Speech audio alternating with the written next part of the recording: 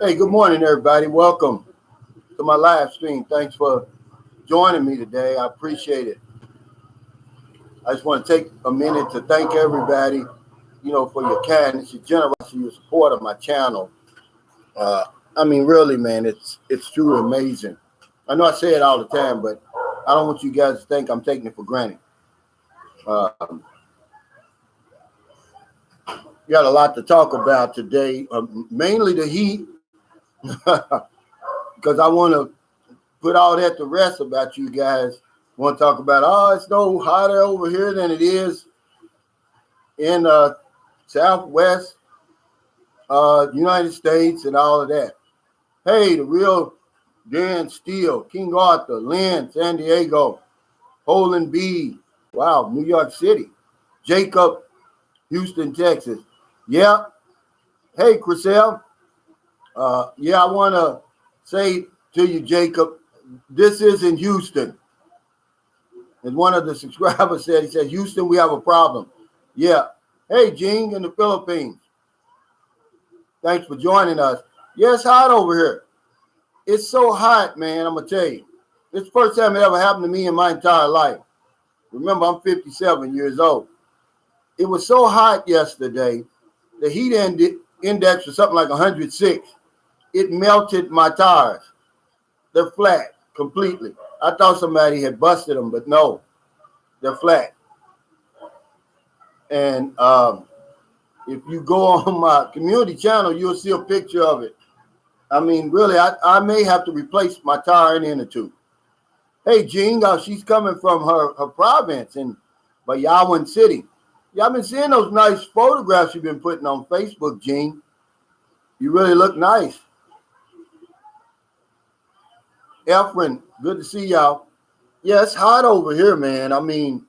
Let's talk about that for a little while. They put out, they're warning, the weather people over here are warning you to stay inside the house unless it's, absolutely necessary to be outside. They're talking about temperatures between 102 and 106 again today. Sam Champion says, Calvin, the weather is one of the things I tell my would-be expats might be one of the reasons they would not like the Philippines. Yeah, but, that's exactly true. And that's, if you look at my video, The Dark Side of the Philippines, I'm not talking about the Philippines. I'm talking about reasons. Some people decide to pass up the Philippines as a retirement place. And I don't even believe I put heat on there, but I should have. It's brutal over here, the heat. But yeah, you get a break in the morning and then in the evening. I'd say about 5 o'clock, the weather here in the Philippines is about as perfect as you're going to find anywhere in the world. But somewhere from around 7:30 in the morning to 5 o'clock, yeah, you need to stay in the house. Raw Hebrew Remnant says, wow, is this the hottest part of the year there? Yeah, it's May. And I've said it over and over again. And I'll remind you that if you want to come over here and the heat is a problem, don't come over here in May, ladies and gentlemen. It's super hot. But I love the hot weather, but nothing like it was yesterday. We had to go to immigration. So me and John, we went together. We rented a van yesterday and, took our girlfriends down there. We ate lunch and stuff, went to the mall, and leaving, we had to cross the parking lot, and there's a guy out there selling some type of something to clean tires. And I just remember, man, it was so hot. I was like, John, if this guy doesn't get out of here soon, he's going to have a heat stroke. It was really, really hot. I want to thank my moderators out there today, the NTZ, the No Troll Zone, Ingram Davis, John Wells, Michael Cosby, Cal Deadman, Bobby G, Sam Champion. I got a bunch of guys out there looking. This is a no troll zone. We don't tolerate it. The famous Ingram Davis. They're even talking about him. Now, he doesn't even have a channel. He's just a moderator on my channel, but the trolls are talking about him on other channels. This guy must be doing a great job. But yeah, I went to immigration yesterday, and I didn't learn anything really. Uh, the young lady, I think she's basically just the cashier there. She didn't, she couldn't answer any of my questions. And then when John went in, he went in after me. He said the same thing. And you know, I'm not putting her down. She's just doing her job. She she sort of just, you know, pointed toward Manila. Hey, Jason, James Lands, I'm sorry, I left you out. Hell, you part of the NTZ. Michael Morris, what's up? Yeah, Gene, once we get down that way and everything opens up, me and John, we're going to get a couple of you women down in that Dumagetti area and interview you because, you know, we can interview you guys because everybody knows you. You know, it's not a matchmaking interview. Just getting, I like to hear it straight from the Filipino sometimes because when I say it, people don't believe me. Hey, Renard Smith, he said, hello, Calvin. How do we vet Western women that behave masculine before we all give up on majority of Western women that prefers to behave in a masculine manner? Well, see, I can't get past that part right there. You know, I told my ex-wife over there, I said, if I wanted a man, I would have married a man. I mean, she really started everything I did, she wanted to do. And I said, look, men and women are equal, but we're not the same. You know, you can't do everything that I do. But and then once we divorced, guess what? She started online dating and she married a guy from Africa. Yeah, just trying to do everything I'm doing. Hey, Russell McNeese, he's from Mississippi. Hey, what's up, Dwayne Beckwith? Timothy Bright's on here, I see. Yeah, I've also, you know, Miss Mexico won the Miss Universe contest. I just want to touch on this a little bit because it's big over here. Watching Miss Universe, I don't watch it. And in America, it's no big deal. You know, we don't watch that junk on TV. But over here, it's a big deal. It's like the Super Bowl. And they really get upset, and they're upset that Miss Philippines, she failed to make it to the top 10. I'm kind of shocked, but just being Miss Philippines is a big deal. But yeah, it's a big deal over here, guys. And it's all over Facebook and everything. But when it comes to these hot temperatures, if you're over here, man, drink a lot of water. This is my favorite water drink over here. It's called Blue. I couldn't think about it the other day. It's orange flavor. It costs about 50 cents. It's delicious. I can only drink it cold, but of course, drink regular water. It says don't drink alcohol, John. So you be careful, John. Out here drinking, man. It's hot.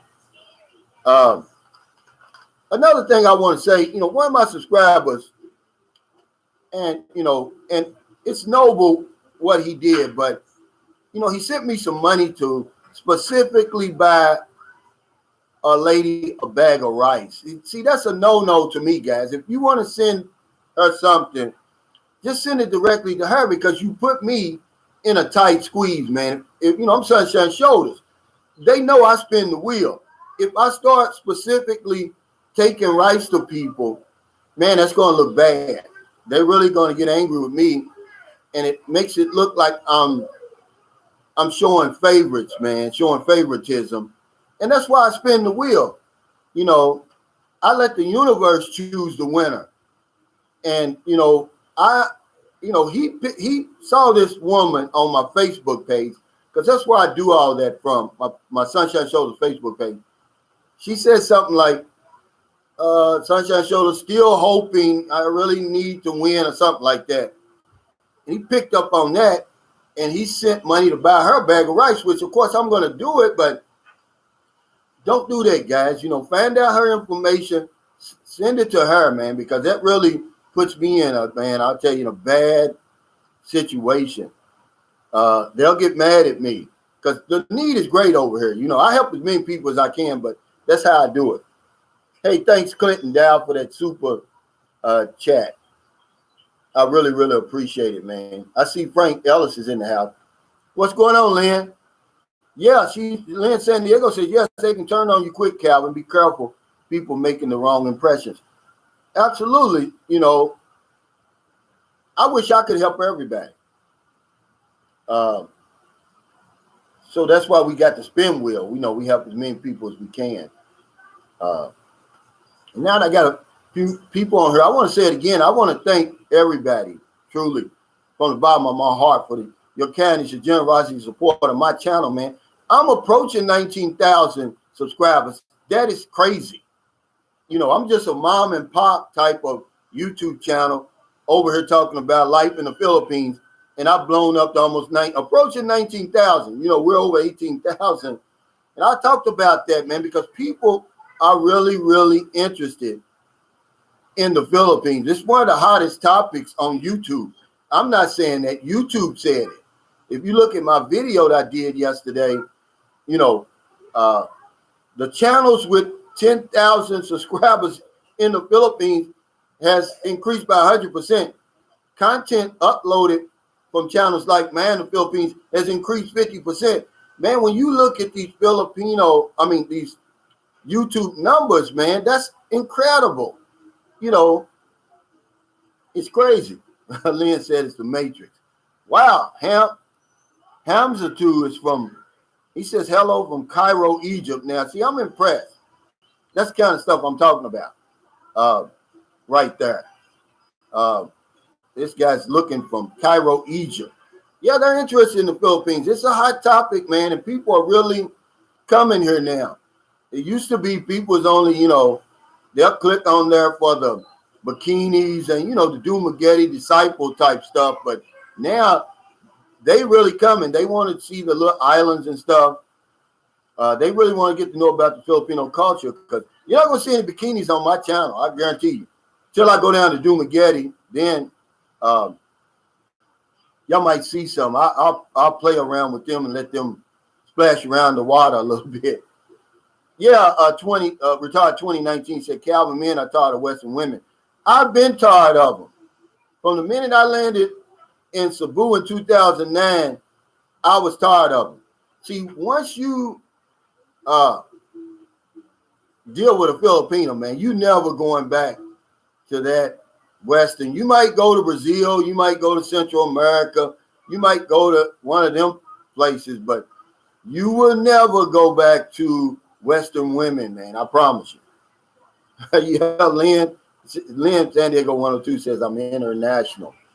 That's funny, to be honest with you. But yeah, and I kind of got some good news. I forgot to tell y'all this. The elections are going to be in the Philippines in 2022.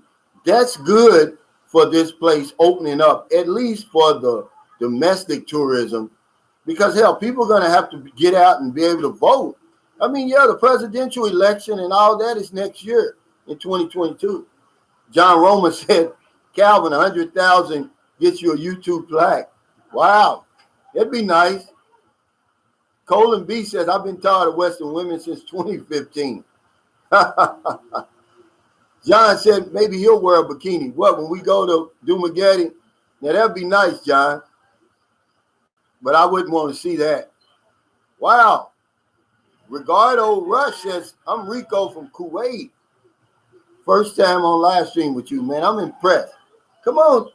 This is the, I guess he's coming up here for my girlfriend. She's the best in San Carlos. Now, yeah, pull it out, Jennifer. She's the woman who does the manicures and pedicures. Just look in here and just say hello to everybody, Jennifer. So when you come to San Carlos, I'm going to hook you up with Jennifer. I mean, really, she's the best. I want you to do me today, too. Go ahead on in. She's in there. Yeah, I mean, she's really good, and I'm not pumping her up. I won't let anybody else mess with my hands and my feet. Oh, okay. Gary Courtney says, check out JRC Immigration in Cebu and Duma. they might be able to help you out with your immigration problem. I hope, because, man, I'm going to tell you, we couldn't get no answers there. She was putting it all to Manila. Lynn said, Calvin, do your American kids tease you how famous you are? No, but they sure be trying to hit me up. They think that this YouTube notoriety translates into big bucks. I have to, tell them the truth. I'm still broke by American standards. Hey, Michael Cosby, thanks for that super chat. He said, what's up, bro? I was in the Philippines doing the Pacquiao-Mayweather fight. Manny paid for all the Philippines to watch. Wow. Manny and Miss Universe is like the Super Bowl. It is in the Philippines. I mean, you can hear a pin drop, man. It's real serious over here. I haven't watched a beauty contest in years. That's the truth. But, they're serious about it, man. They're really watching it. And, they were disappointed that she didn't, if the Miss Philippines doesn't make top 10, that's a big deal. I mean, just being Miss Philippines is a big deal, but they expect her to at least get the top 10, and she didn't do it. What's up, Duke Lopez from New Jersey, dirty New Jersey? I remember one time, and this is one thing I'm proud of, man. When I got out of the service, I got home, my mother wanted to go see my brother in Philadelphia. And I had a 1979, I wish I still had it, Buick Regal, man, that I bought in Norfolk, Virginia. It was clean. And I drove her all the way to Philadelphia from Louisville, Kentucky. That's about a 12-hour ride. And then you get on that Pennsylvania Turnpike, it's like you're on a road to hell. I mean, it never ends, man. I'm serious. And I'm proud that I was able to take her, see my brother there before she passed away. Yeah, Chriselle, she says, yes, the Philippines is a pageant-loving nation. I mean, they're obsessed with it. Y'all don't realize this, but Gail, who I'm trying to help find her father, she was a big-time beauty queen here in Cebu. And she got some pictures on her Facebook. You would not believe it. Gail was really, beautiful back then. She won a lot of contests. That's how she was able to get her way through college. But yeah, it's big here, man. I mean, pre-pandemic, there was always a beauty pageant. Frank Ellis said, I can't tell you how many bikini shows I went to in Angeles City. I've never been to Angeles City, guys. Trust me, I've never been. I guess maybe that's something I need to go. Me and John, after this pandemic clears up, John, we need to go there just to say we went. Because I've never been. It's really like what, like the Las Vegas or something of the Philippines? Is that what it is? But are the Thailand of the Philippines? I've never been. And yesterday, I want to tell y'all something that was funny to me. I think John got jealous yesterday. We were in the mall, and our women was walking a little bit in front of us, and this Filipino guy stopped them, trying to hit on him, man. And he used one of the oldest tricks in the book. It lets you know how old-fashioned things are over here, guys. This isn't America, or Britain, or France, or one of them. This is the pickup line he used. Now, if you see these two women, they look nothing alike, really. He says, are you two twins? I mean, really. And this got their attention. It stopped them in their tracks. Are y'all twins? I'm like, really? Is that all it takes? But I be trying to tell y'all, but yeah. But John, he saw it. He jumped out there. I see that. You're flirting with these women. He was joking, but it was funny.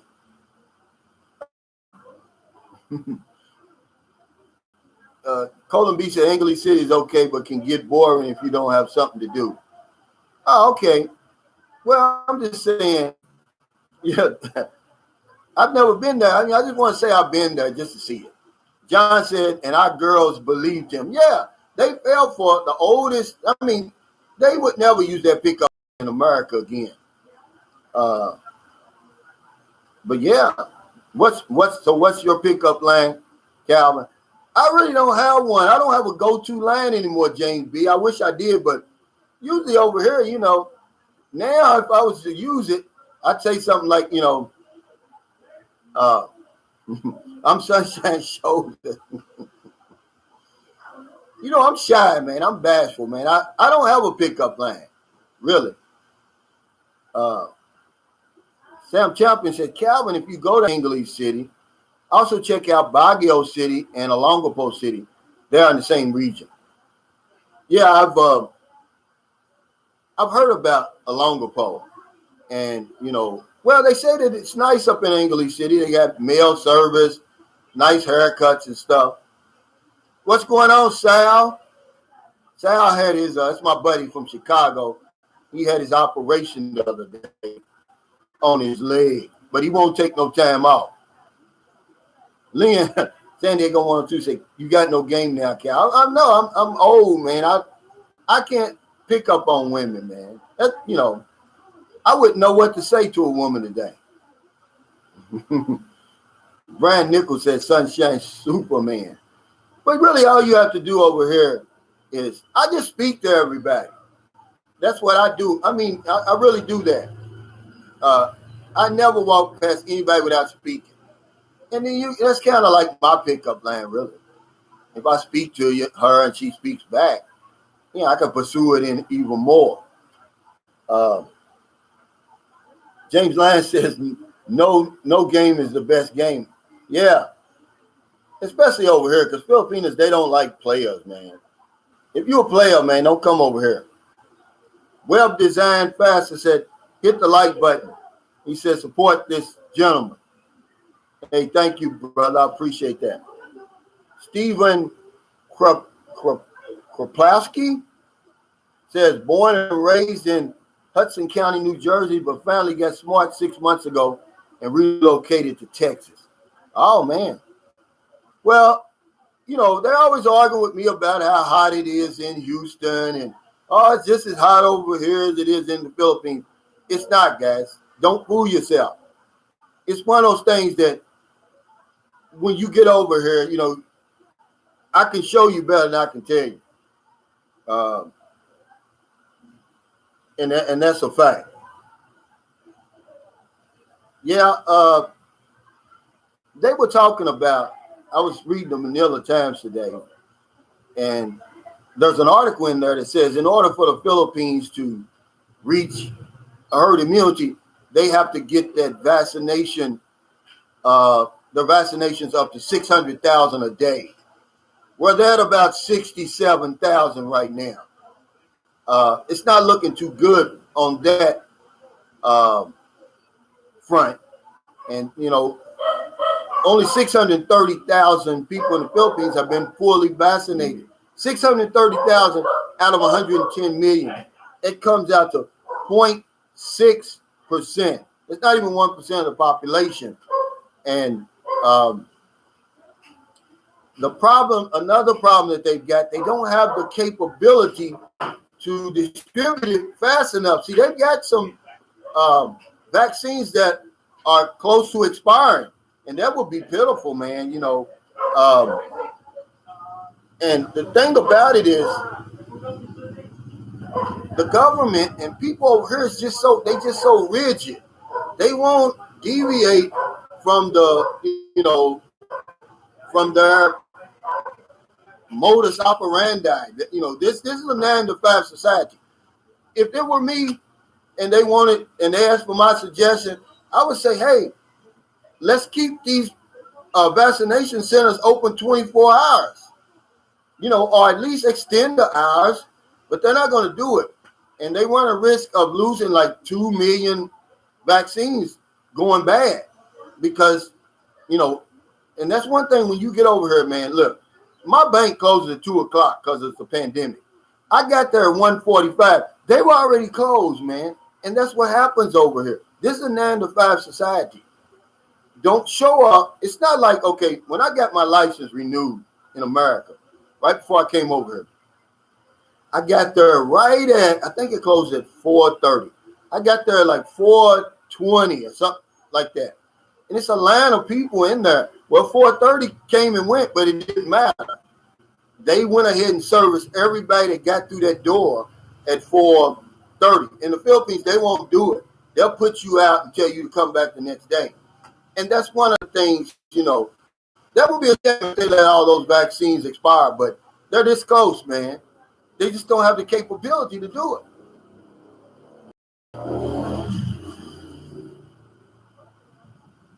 But the only thing that may save y'all and get it open quick is that election, man. And that's the truth. But now some people are starting to think over here. Some of the people are saying, look, let's do this. Let's just reach herd immunity in Expat Alley, in all the urban centers, Metro Manila, Angeles City, Cebu, Davao, Bacau, Dumaguete, because that's about 80% of the gross domestic product. So they may open up. They may be able to do that and open up, but you have to be confined to those places. Now, how would they track you? I don't know. But this one thing they're thinking of doing, and I believe they're going to open up, if they can reach herd immunity in Expat Alley, I think they're going to open up for fully vaccinated people. But you're only going to be able to go there. You're not going to be able to go out in the rural areas.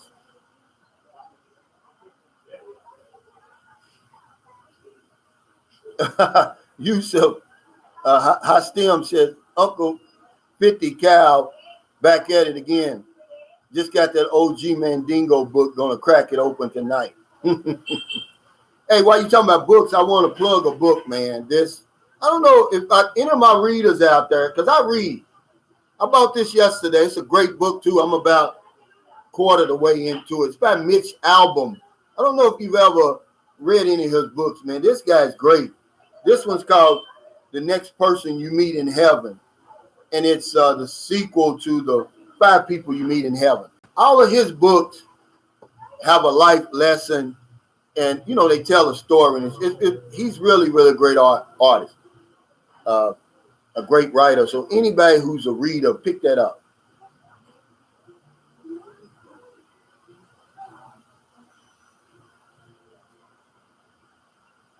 Yeah, everybody put down some of y'all's pickup lines, man, really, because they're not going to work over here, but at least we can, we might have something to go to, guys like me.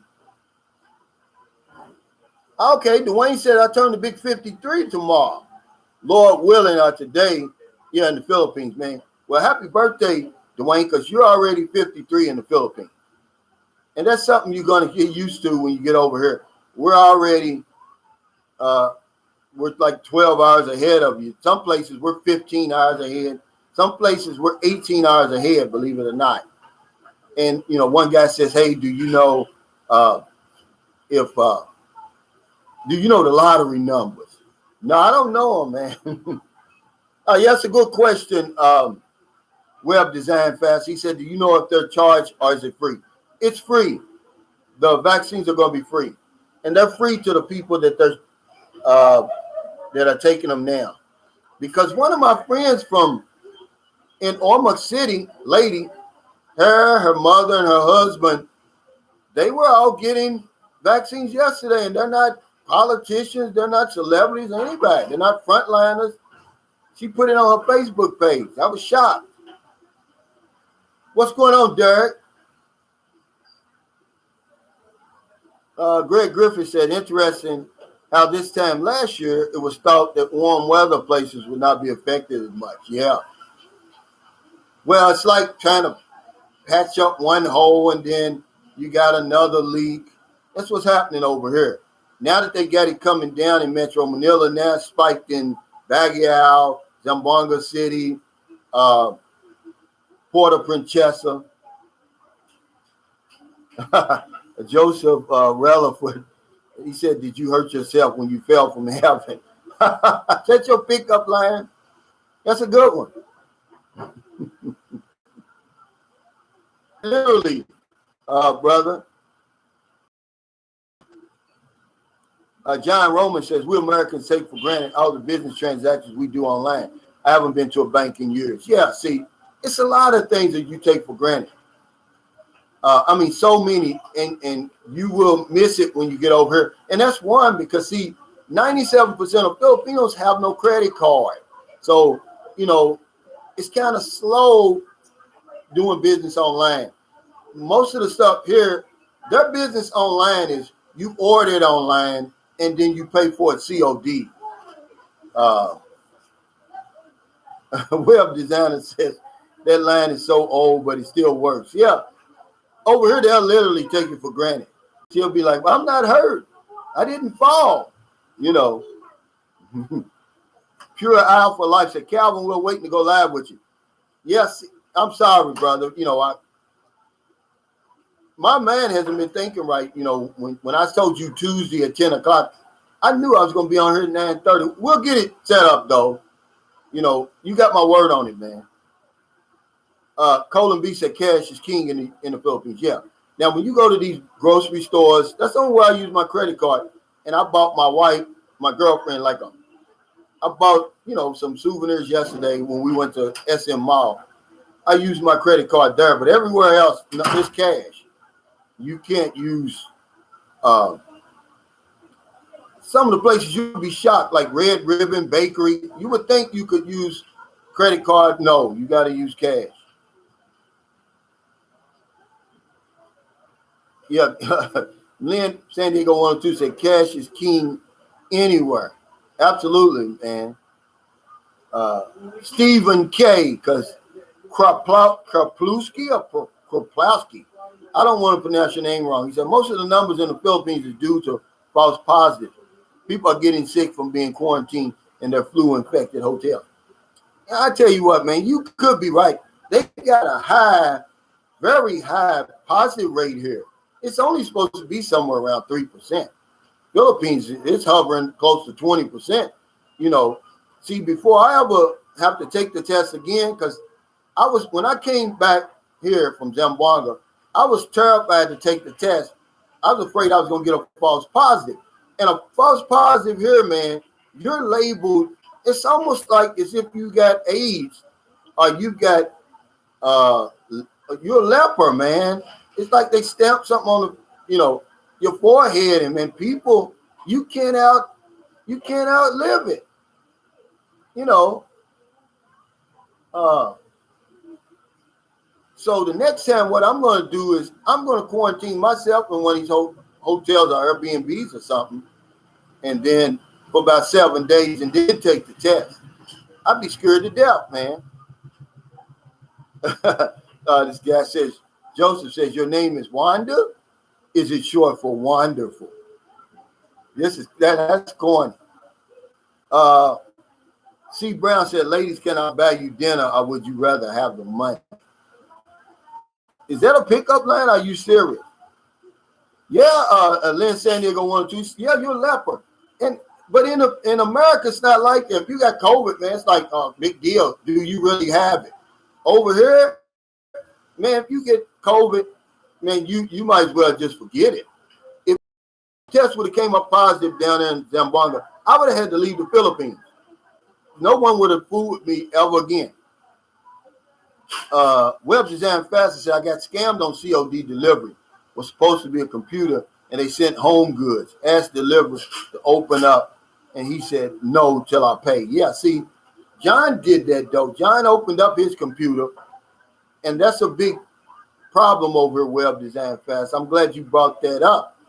I won't buy a computer online, but if you do, it's almost like if you ever bought anything on eBay, they got a rating, guys. You got to pay attention to that rate. Really, yeah.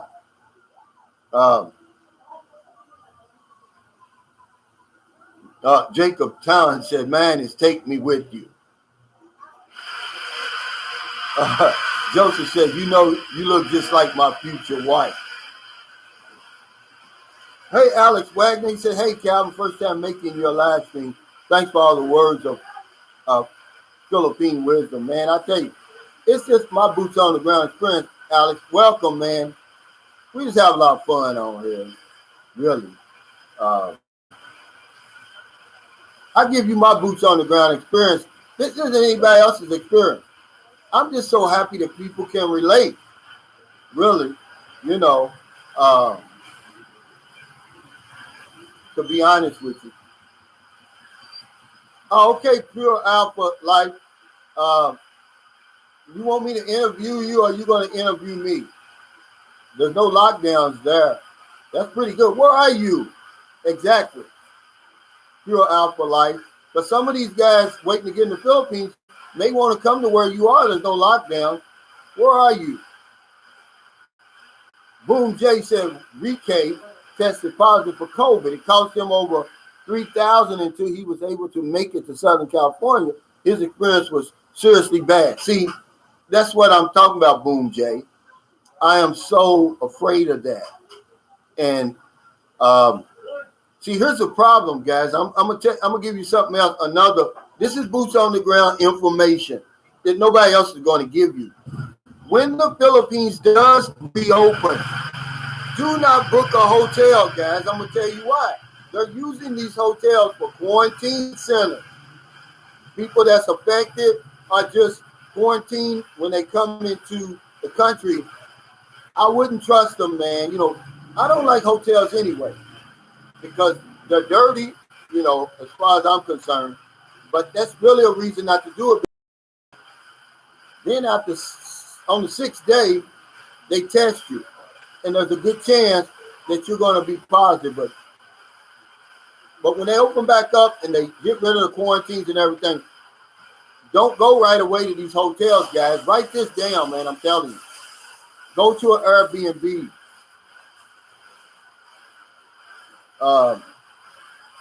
Let me see where Pure Life said he's from, guys, so that y'all can check this out. Oh, he's in San Juan del Sur, Nicaragua.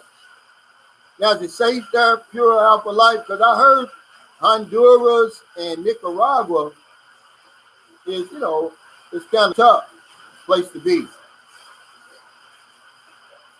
So clear us up on that. Wow, he said it's only a 2-hour flight from U.S. Do they speak English there or what?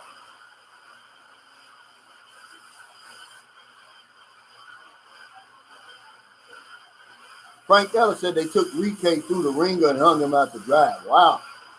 I'm going to tell you something. Yeah, that's scary. Ricardo Rush, he said, what about 5-star hotels? Are they open? Yeah, but see, they're using them all. Believe it or not.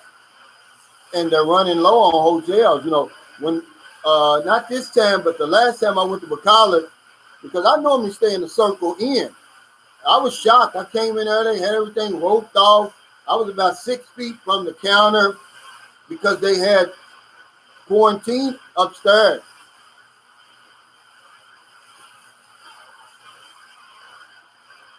Paul Smith said you missed a lot of comments. Yeah, it's kind of hard picking up, Paul, when I'm the only one, but a lot of my moderators will pick up your question.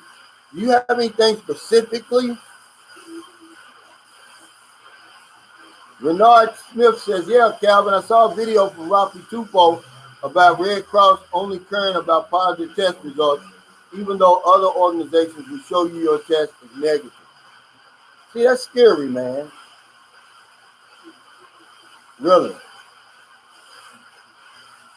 Nikkei Rizzardo says, sir, I'm new. Do you know already Messiah? Gamai Long, meaning very little. But the little that I know, it shocks people over here. They really think, you know, if you say my own boom talk, they think you can speak it, you're fluent. And I've become fluent in my own boom talk because that's all I say every day.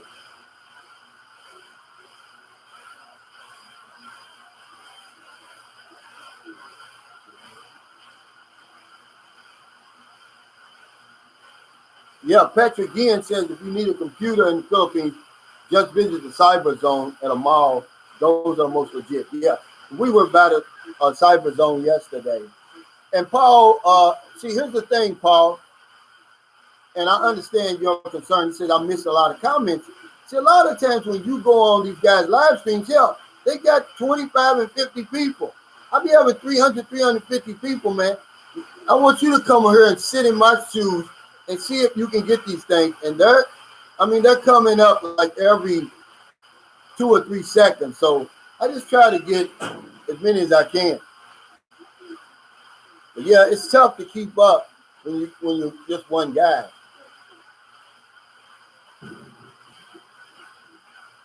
Paul Alpha Life said, "Can you go live and chat now if you want?"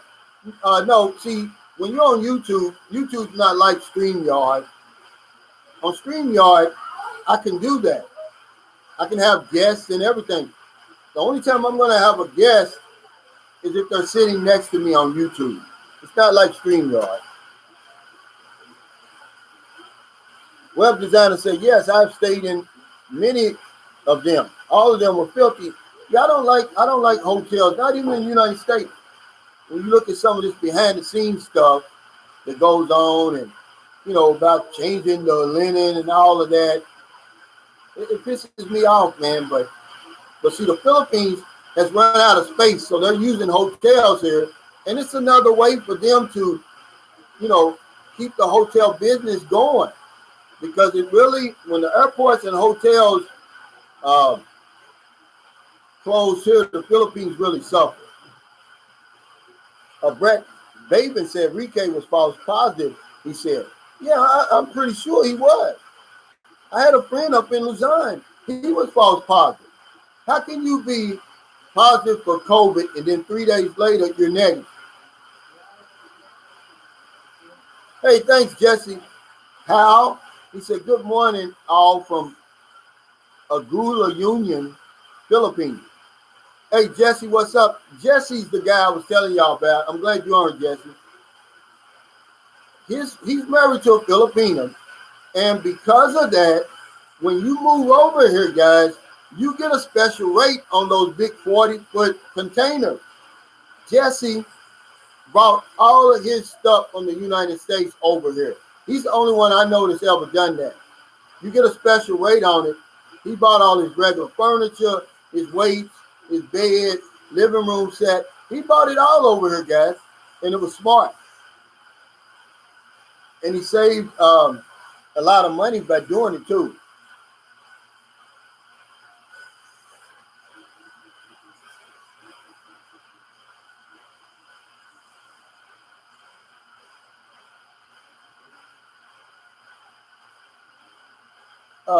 Timmy Bright said, hey, Calvin, would you interview any of your subscribers if we came there to meet you? Absolutely. I've had one who's come here already. He's got a YouTube channel, Pumpkin Joe's Philippine Experience. Him and his wife came up here from Dumaguete to meet me, man. I thought that was really impressive. Paul M. says, yeah, you're right, Calvin. Hotels are disgusting. I hate staying in them. And now that they're using them as quarantine centers on top of that, oh, my God, it's terrible. Elfrin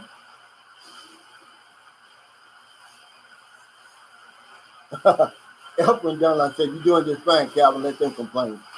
Yeah, to some people, Elfrin, I can't do anything right. Trust me. And I just let it go like that. I mean, but, it's good to have this kind of problem. I'd rather have this problem than some of the guys who have 10 people on there, less than that. And you just sit there and you can read each one like that. I wish I'm glad to have this problem.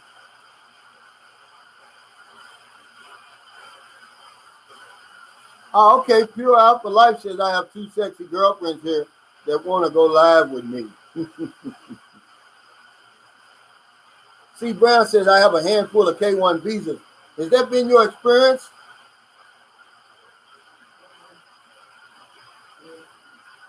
Hey, Jenny Marks. She says, hi, from us in Central Queensland, Australia. Love it. Stuff. Go get them, Calvin. Thank you, Jenny. Jeffrey Taylor, what's going on? Oh, okay. At England Davis, yes, he was on Old Dog's channel for a short time, was trying to promote his site. Hey, good evening, the Prodigy. Frank Ellis said, let the haters hate. What's up, Tony Booth? Curly Sabasso says hi. What's going on? Timothy Bright said NTZ. Yeah, for those of you who has experience in the PI, how did that guy ship his things to the PI? If I go there, a few things I love to take there. Well, he's married to a Filipino. She got a special on that 40-foot container. What you should do, Timothy, is send some ballot buying boxes ahead of you, like 3 months ahead of you. Hey, thanks, Alex Wagner, for that super chat. He says, keep it up. I heard a long thread this weekend advising people to not ship their stuff over unless it's an expensive device in PI. Yeah, he used the Jesse, if you're still on here, if you want to chime in on this, he used that 40-foot container, and his wife's Filipino. She got she got a special rate, and I think that had to do with customs and everything. C. Brown said he's going to start a channel called Boots in the Air. Gurkha 9 says a pure waste of bandwidth. What's that, Gurkha 9? We were talking about you yesterday and how we appreciated, you coming over. You're about the only one from that bad channel that turned on me, obviously.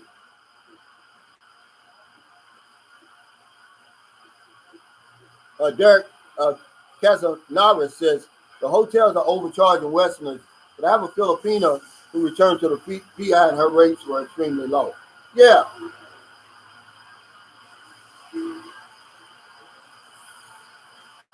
But I'm not talking about the price, Derek. I'm talking about they're using these hotels as quarantine facilities. Yeah. David Williams says bringing a bunch of stuff I think is very stupid. Well, I don't know. When you get over here, there's a lot of stuff you can't get over here. And Jesse, he's pretty smart. He's got a beautiful house. And I'm gonna tell you,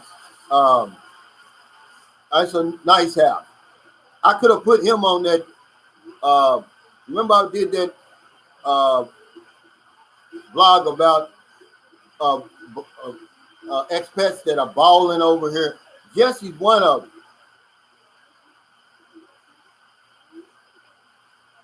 Oh, okay, Gurkha 9. He said the pure alpha guy, Calvin. Oh, okay. I'm gonna have to go on his channel and check him out. To make sure that it's not too cringy, man. I don't want to get. I've had some offers to do interviews down with those guys in Dumageddon. It's just not what my channel's about, man. I don't want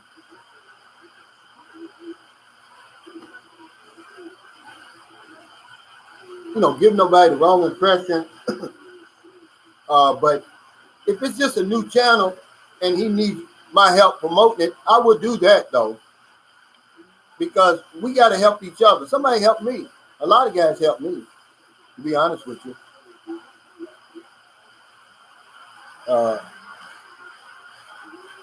Hey, TJ said, thanks for all the great advice. God bless you. Man, I appreciate that, man, to be honest with you. Tata Sanders is on here again, guys. Check out his YouTube channel. He's married to a Filipino, and I think he talks about life, being married, what life is like being married to a Filipino in America.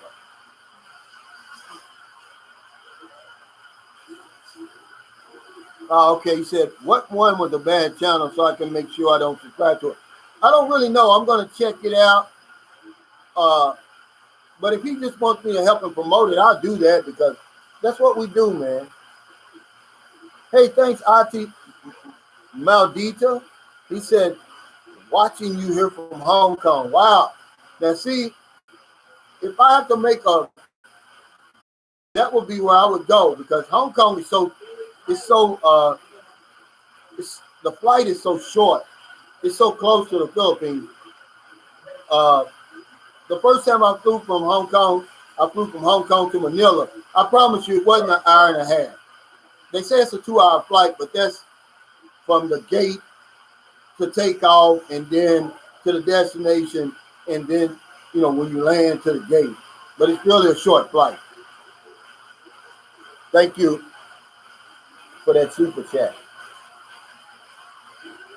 Lynn San Diego 102 said, Calvin, I know this is a dude channel, but I was wondering, is there such a thing as bisexual man, or is that a gay man pretending to like women? Now, that's a great question, but being a man, we got to say, I don't believe in that being a bisexual man. If you fool around with another man, that makes you gay. A gay man, not pretending to like women, but I just say a gay man who likes women too. I'll put it like that. Because, if you kissing and hugging and squeezing on another man, I don't give a damn what your interest is in a woman. You already considered gay in my book, and I'm not a homophobic. Don't get me wrong. She asked me a question, and I'm just telling you. As far as men is concerned, there's no such thing as a bisexual man. He's a gay man who loves women too. Hey, Curtis Fabian, he said, what's up from Quezon City? What's the I heard it can get pretty bad up there. T. Brown says, I love you, Calvin. I love you back. Lynn San Diego 102 says, I agree. I just wanted a grown man. A grown man's opinion. Yeah. That's what now being a man will say, oh yeah, we'll call a woman bisexual because, that's something that I screwed up, man. Remember, we're right brain thinkers. So there's no different than a woman who loves women and loves men. We'll call her bisexual, but a man, no, we'll call him a gay. Cornelius Hill said, what's up, Calvin? And have you heard anything else yet about beautiful girl and her father? Yeah, her results are in the lab there. And because we found Gregory Mitchell, and he shot back and said, if it's his daughter, he's going to cooperate. But he's trying to go around us, and we don't want to do that. We want to see it on camera. We want that to protect Gail, And I'm holding judgment because even though this is the Gregory Mitchell, we don't really know if he's her father, believe it or not, Cornelius. So David Williams says, agree. Yeah, that's the way I look at it. T. Brown said, no, Calvin, I really love you. But I don't really love you back, T. Brown. I gave you that bro love, not that you really love me. Yeah, see, Clayton Murray's right. He says, men would call a woman bisexual, all right, because he still wants to be with her, have a chance. LGB, the wonders of life make me wonder, says LGBTQ is where the bisexual fits in. He says, no pun intended. Yeah, see, when I was growing up in my community, man, and I apologize to a good friend of mine, man. I mean, he really was a good friend, but gay men in my neighborhood, man, they caught hell growing up in the 70s, 80s. I mean, you know, we called them punks and sissies. Um, and, you know, it was like they wasn't even real people, man. And after I've got older, it's almost like, when you get older and you start thinking for yourself and say, man, this guy's no different than anybody else, you know, he's just a person like everybody else. It's like, I no longer believe in Santa Claus or the Easter Bunny, anything like that. And I no longer believe that that gay people are strange or are crazy. That's just who they are, man. And, I have nothing against them. But yeah, they had a hard time. But just like it is over here, gay men were a hustle for somebody back in the day. If you was trying to get money to buy weed or drinks or something like that, you go over there and let a gay man, touch on you or something like that, and you get you can get your money for that. Guys used to do that. I wasn't one of them, but I knew that a lot of my friends did that. And they didn't consider themselves gay. They just say, hey, I'm getting money. And it's the same over here.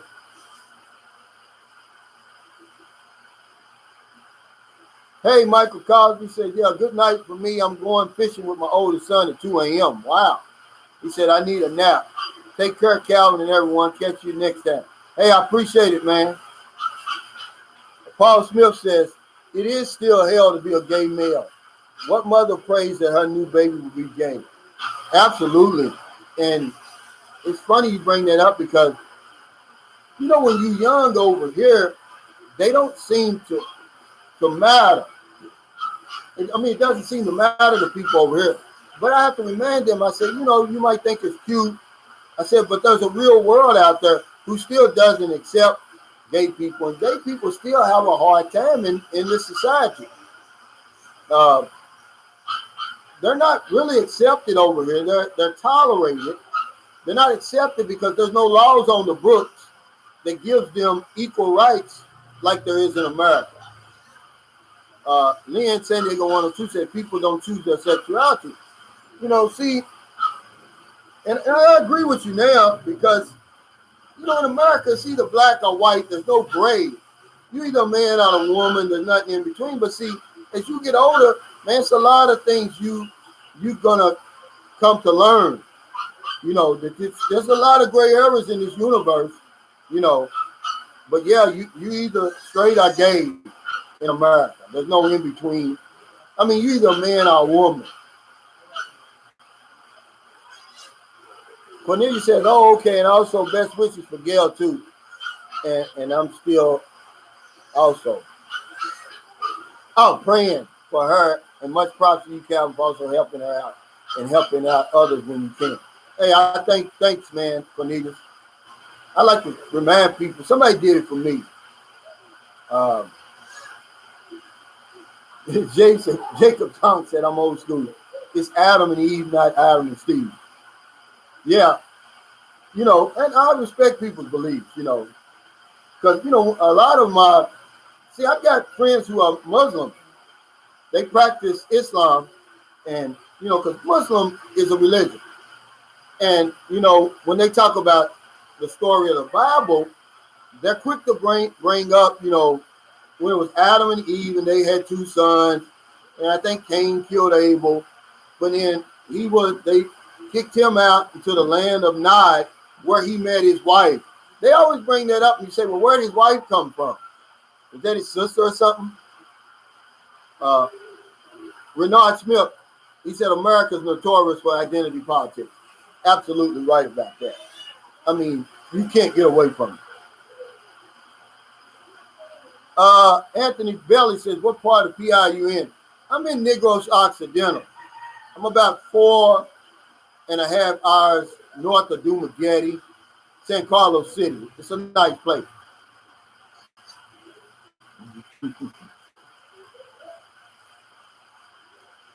D. Gordine said, YouTube algorithm will look at this and may block this episode.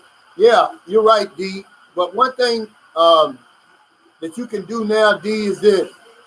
you can go into your YouTube studio and you can appeal it, and then they'll let a real person watch it. See? Yeah. Hey, what's up, Levon White? Good to see you, man.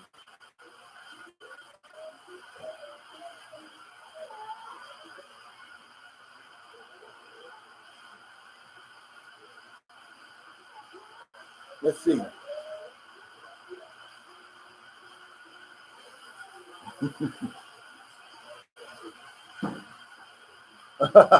Smoky Mountain Marla says only boots on the ground can go from the Magic Filipina to gay rights. You know, we try to cover a wide variety of things, Smoky Mountain. Yeah, G. He said, Cal, be careful with this subject. Yeah, you're right, man. And I don't really, because you got to understand, man. They're part of that council culture over there. They could mess me up. Yeah, let's change the subject, guys. Missouri Matano says, I'm checking Airbnbs on Philippines. Is it more expensive? Well, it depends on how long you're going to stay. If you're staying 2 months or less, I would go Airbnb over a hotel or pension house. Yeah, Clay Mary says there's a verse in the human race accepted. All people have a heart and feeling. This is the best position, I believe. Well, see, that's what I'm saying, Clayton. But in America, where we were brought up and where we were indoctrinated, it's either black or white. They don't look in no gray area, So if you don't believe in the story of Jesus and what's in the Bible, they will tell you you're an atheist, even though you don't fit that definition of atheist or atheism,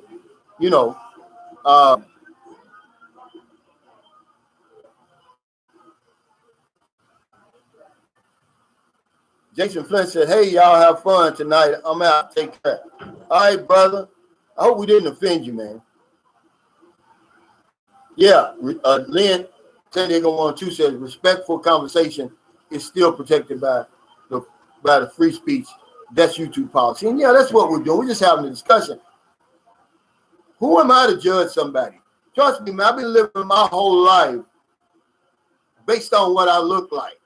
See, so I'm never going to talk about what somebody looks like, who they are, because I've lived my whole life being judged by just what I look like, the color of my skin, believe it or not.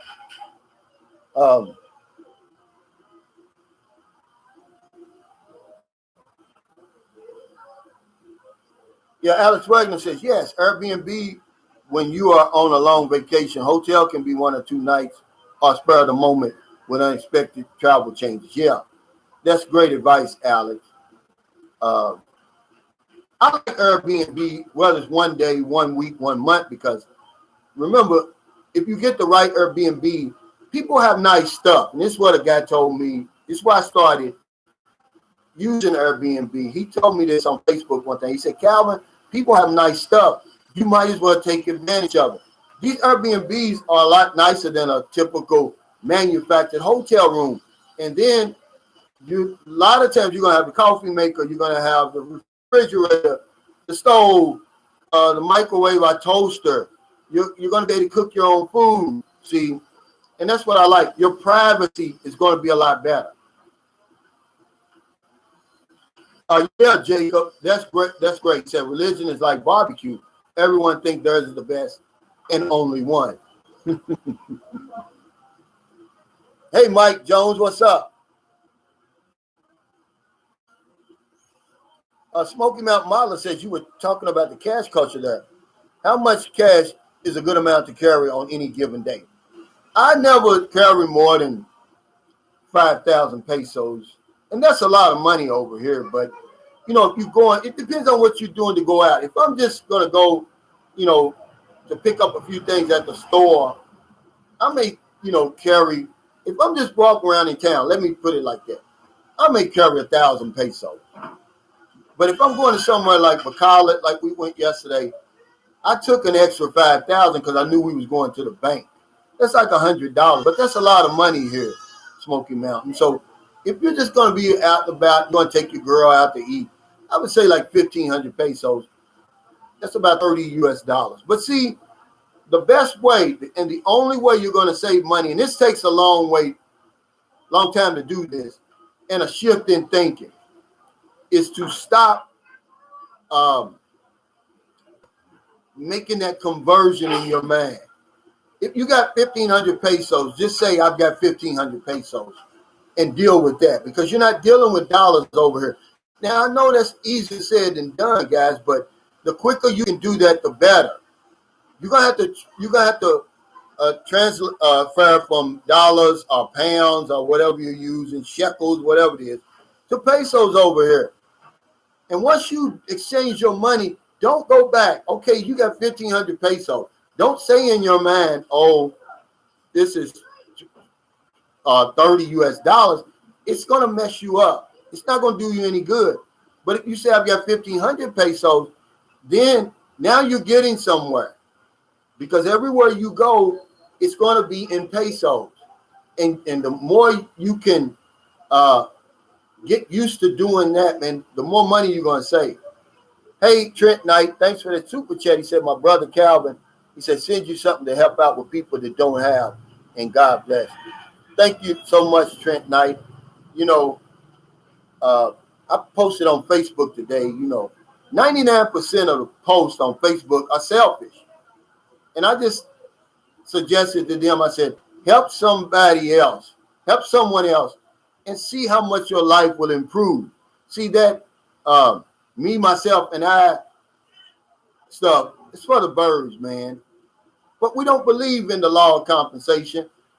So, it's all about, I got mine, so then you get yours. It's not about charity. It's not about, getting taken advantage of anything. Because once I give somebody something, it's theirs now. It's none of my business what they do with it. P9 OFW said, my man loves you, Sunshine Shoulders.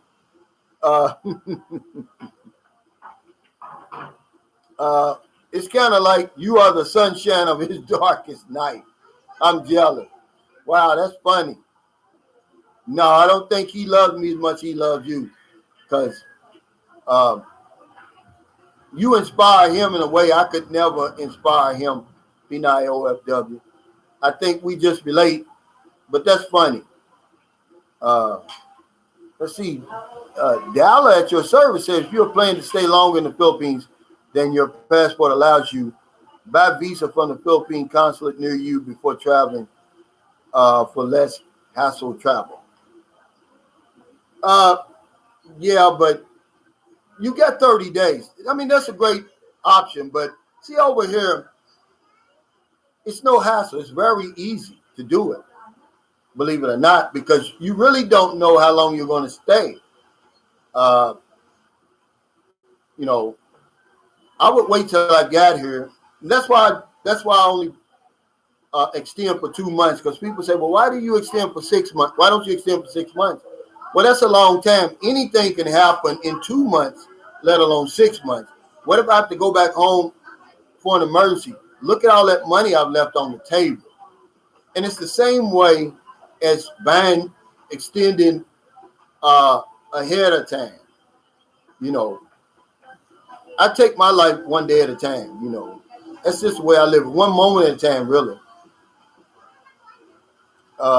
D. Henry said, damn, 30 pesos to go out to eat for dinner. That's how much it is in America. Yeah, $30. No, that's not how much you're going to spend. That's how much, he said, how much to have in his pocket. No, it's not going to cost you that. I'll give you an example. Okay, you've got 1,500 pesos. When you go to Ma Awani, which is one of the best restaurants to eat in all the Philippines, I promise you, man, I'm shocked. It's one of the best restaurants. It's food. It's 5-star. They got a 5-star restaurant. I'm going to just go ahead and say it. Right here in San Carlos. It's as close to a 5-star restaurant as you're going to find in the Philippines. I'm talking about as far as the quality of the food. Their plate of ribs is 250 pesos. What is that? Don't convert it. If you convert it, you're going to say, oh, that's $5. Don't convert it, though. Just take that out of your 1,500 pesos. Now you got 1,250 pesos left. Because remember, you can't spend dollars over here, guys. You can't spend shekels and you can't spend shillings or none of that stuff. You got to spend pesos. And the more that you get into the habit of just staying with pesos, it's hard to do and it's going to take a while. You're not going to do that in 2 weeks. Maybe not even 2 months, but repetition. Once you convert your money, don't go back. Don't start doing that exchange rate. It's going to cause you problems. You're going to overspend. If push comes to shove, ask your girlfriend, is this a good deal? She'll know.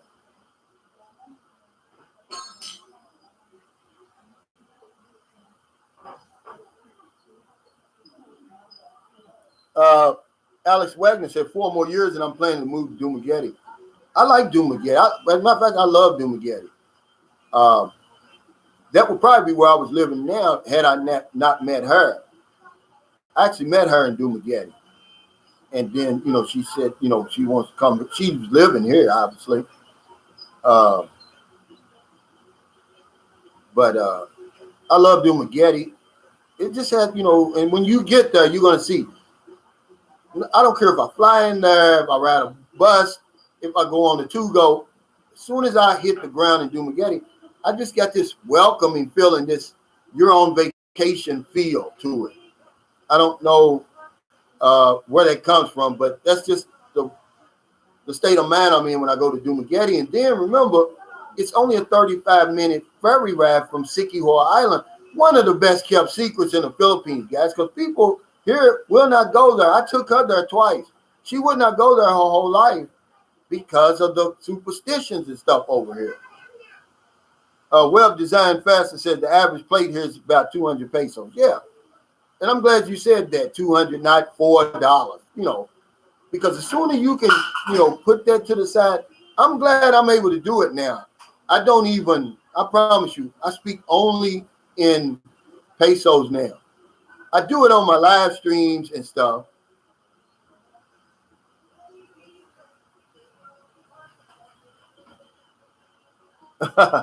Pumpkin Joe's Philippine Experience says, hey, Calvin, I keep having to jump between you and Bobby Dix because you're live streaming at the same time. You two are making my morning stressful. LOL. Bobby Dix was one of the first ones I saw online here. His vlogs.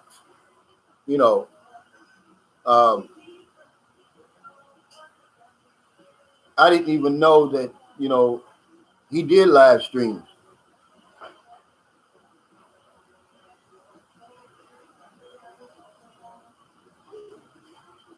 Kente Dynasty says, Calvin, I appreciate you doing these as often as you do. And thank you. And I owe that to one of my subscribers, Jason Kincaid. He sent me an email one time. He said, Calvin, because I was only having one a week. He said, now you need at least 3 a week so that your viewers and subscribers can get to know you or at least feel like they know you. And it made a lot of sense to me. Yeah, Efren Dunlap said, Calvin, please bypass those guys' controversial subject matter. I will. I don't talk about this stuff. See, I live here, man, and the Philippines is very conservative, man. And you start, I push the envelope as far as I want to, but when you really get out there like some of them channels are, I won't do it, man. A lot of stuff I leave to be desired, man, for your imagination. When I talk about the girlfriend experience and when you get to the hotel, she's gonna do everything. Yeah, but I don't really get explicit. And like I said, with a lot of the foolishness, exploitation type stuff, because I'll be the first to tell you, man, if Filipinos are just regular people, they're just like everybody else. Ugma, Okay. Philippines, my paradise said free online life lessons. Good job live streaming, Calvin. Ned. Thanks, Ned. Philippines, my journey is the flip side. I give you the nitty gritty. He gives you more like the scholarly information. Same type information I'm giving, but he gives it in a scholarly way. If you like to read and it's more visual, but it's a great channel. It's legit. Check him out. Jerome Morgan says, I've been to Siquijor, one of the paradise in the Philippines. Truly heaven on earth, especially the pizza and the skin eating fish are cool. Yeah. And I've got a video I have uploaded. The first time I went to Siquijor, man, it tickles. I couldn't keep my feet in there, Jerome Morgan. But yeah, it is one of the paradise. It's the third smallest island in the Philippines. But a lot of people are starting to migrate to these little small places because the pandemic is doing that. They don't want to be around a lot of people. They want some peace and quiet, tranquility. And these little small islands, like my favorite ones, Camotes Island, not in this order, Camotes Island, Camiguin Island, Bantayan Island, Siquijor Island. These are four that I've actually been to.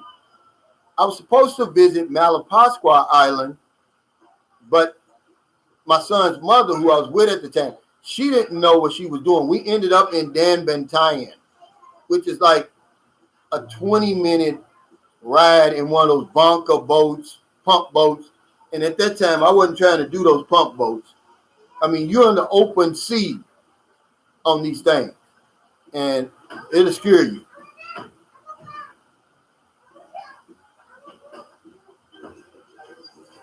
Let's see. Philippines YouTube Academy says everyone buy AMC stock ASAP. Where else can you turn $100 into $1 million with a decent chance? Never. Once in a lifetime opportunity. What is AMC Philippine YouTube Academy? Because I do have some investors here. I'm not one of them. Chris W says, so are you still in the Philippines? Absolutely. Look at this. I got all the stuff. Yeah, I'm in the Philippines. Yeah, I'm not one of them guys that pipes in the rooster sounds and all that, and then got the manufactured sun coming down on them and all that. Yeah, people do that. And you don't think I'm joking. Yeah. No, that's why, Chris, I say I'm boots on the ground. That's why I said that. I wanted people to know I'm actually here. Look, they don't have screens like this in America anymore. That's for sure. Yeah, Dollar at your service says, I'm scared of pump boats too as well. Especially when you're out there. I'm talking about you're on the open sea. You may look over and see a big ass tanker, within, near you. And it's a sight to see. When I was there, I was dating a young lady down in northern Mindanao. It's a little place called Luwigan. It's one of the most remote places I've ever been in my entire life. You have to fly from Cebu to Butuan. That's like a 40-minute flight. Then you ride 8 to 10 hours just in Mindanao to this place, through all these old rocky roads and everything. But once you get there, it's like paradise, right? But to get from her province to like Managua, which is like a major city, you got to ride that pump boat or take that treacherous ride on that jeepney, which you don't want to do. And her father had a pump boat, man. It would scare me. I was a grown man. It scared me every time I got in that damn thing. Because I'm talking about you'd be like tiny out there in that sea. Oh, yeah, Lynn San Diego 102. She said, you know how to swim. Absolutely. I've been swimming ever since. My mother taught us to swim. My mother was an Olympic class swimmer. And she taught us to swim when we were little.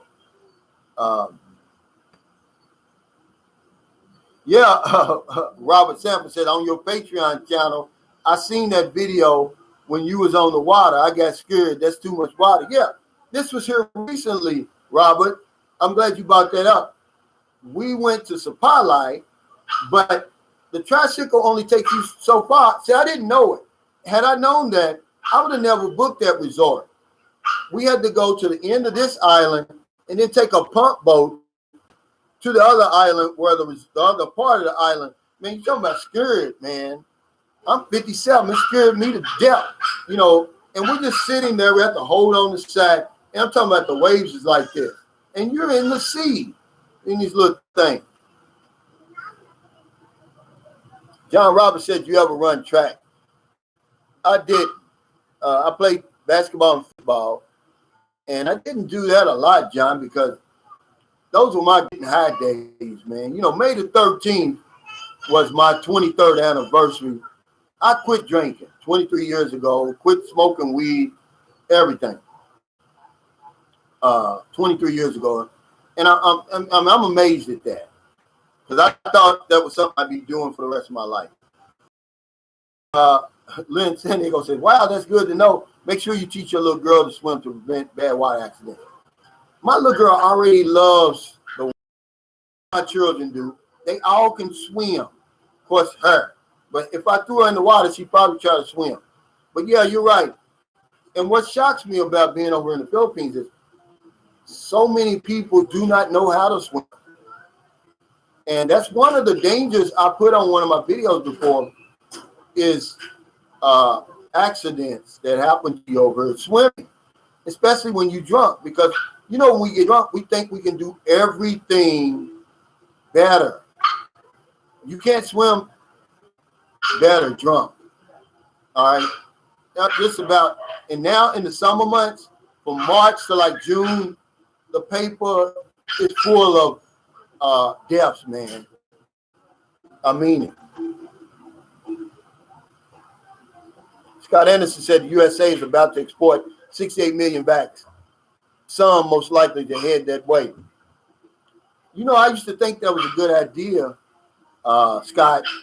But see, the problem is the Philippines doesn't have the capacity, the capability to roll that out. If they get them over here, remember, you got to use them they've got a timeline. If they expire, they're no good. So sending the Philippines 68 million right now would be a curse. It wouldn't help them out any,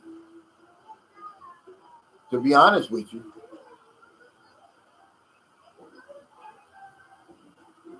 Warren Ward said, "I smoke all my weed. I'm thinking about quitting."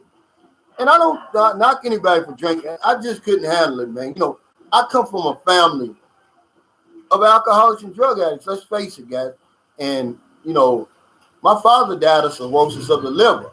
Now, when he died, he had quit drinking years ago, but it was too late. See, you know, my father was one of them type of preachers. When he started out, he'd get drunk. You know, in America, they get drunk. Then they go out on the corner with a microphone and a speaker. That was my father when I was little. He drank. So, and my mother drank Sterling beer. You ever heard of Sterling beer? That was, you know, it's still a popular beer. She drank a 6-pack, you know, wasn't that good. So when I saw drinking, it was just normal for me.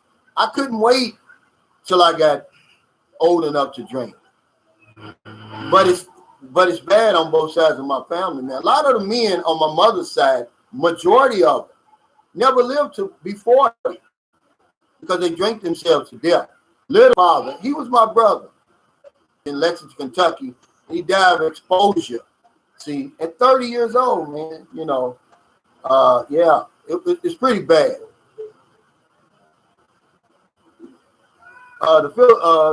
San Diego on too. I'm glad you're saying this. Filipinos saying this. Philippine government needs a good purge. Duterte is not a bad. I'm not going to touch that, Lynn. I promise. Web designer is. Look at me, man. I'm about to turn 58 next week. Do I look like I want to die right now? And my father got really, really angry the last month he was alive. And I asked my mother, I said, "Why is Daddy always so angry?" He said, "People get that way when they know they're going to die." See, my father wasn't ready to die. He was a preacher and everything like that. Didn't matter. He was angry that he was sick. He was angry that he had to die. And, man, he was hell to be around for that last month. Mr. Dobo said, now this is not true. The small percentage. This is the bad ones. He said, Philip station in San Diego. Staff NCOs would marry them, not officers. Well, those are the bad ones. And you get unlucky. They got unlucky. And that's what I say over here. Believe it or not. Because the overwhelming majority of women you meet over here, they're going to be good women, man. You know, they're not from outer space. Okay. They're going to be different. Yeah. They're going to be, you're going to have some difficulties, guys. Let's face it, man. You know, once you get past that sex, you're going to have some problems, man. Some communication problems, some cultural differences. And when I say that, don't take that word lightly because I say it all the time, man. It's difficult. You got some stuff you got to work through with a Filipino, man. It's not easy. You know, is it worth it? Yeah, because if it was easy, everybody would do it. You know, and, you know, good things don't come easy.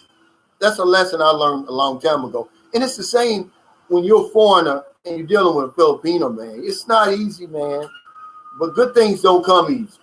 I just want to warn you, man. You know, you see that stuff on YouTube and, oh, it looks so easy. It's not easy, man, you know. And once that honeymoon is over with and the dust settles, you got some trying times, man, you know, because they simply think differently. They live differently. They have a whole different way of life than you.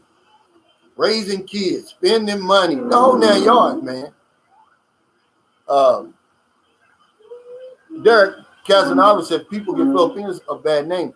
They do. You know, people who don't really know or they have limited experience. I mean, I've been over here for a long time. In my opinion, you know, 12 years on and off is a long time dealing with Filipinos and Filipino people. You know, and I've been able to, you know, view their behaviors and a lot of times their attitudes. And I've lived it too, remember? You know, I've been married to a Filipino for 10 years. TJ Johnson, thanks for that super chat. He said, what's good, Calvin? 2 weeks away from leaving for Davao. Wow. Some of my employees are recommending Mati and Bakanga for weekend trips. Heard of either? I haven't. TJ, I haven't heard of those places.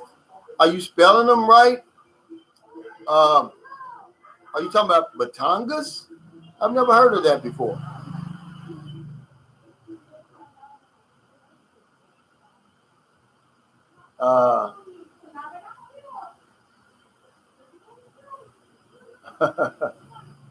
Hey, Alex Wagner, he says, good night, Calvin, and all your friends. I'm out of here.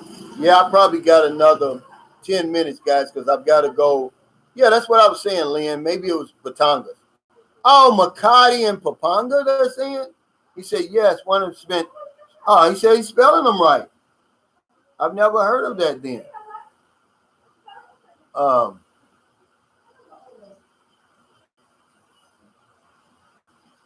Both on Mindanao. Well, I've been to Mindanao before, but Mindanao's huge now. Hey, Red Sif Lloyd, he said, just saying hello, Calvin. Thank you. Yeah, it's very big. It's a vast place. I've never heard of either one, though. And it's a lot of places there. I tell you what, if you're going to be in Mindanao, go down to Glen. Thank me later, TJ. Glan. It's about an hour south. It's the southernmost point in the Philippines. Beautiful place. Okay. Web Design Facet said Bakanga is officially the municipality of Bakanga, a first-class municipality.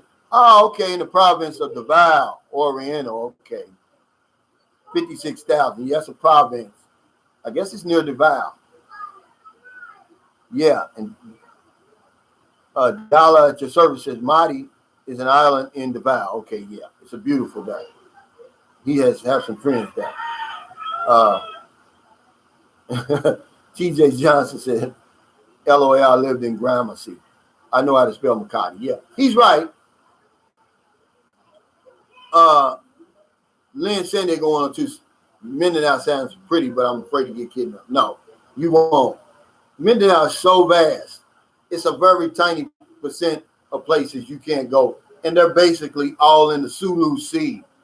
Baziland, Holo Sulu, Tawi Tawi. The only one that's really on that mainland is like Marawi.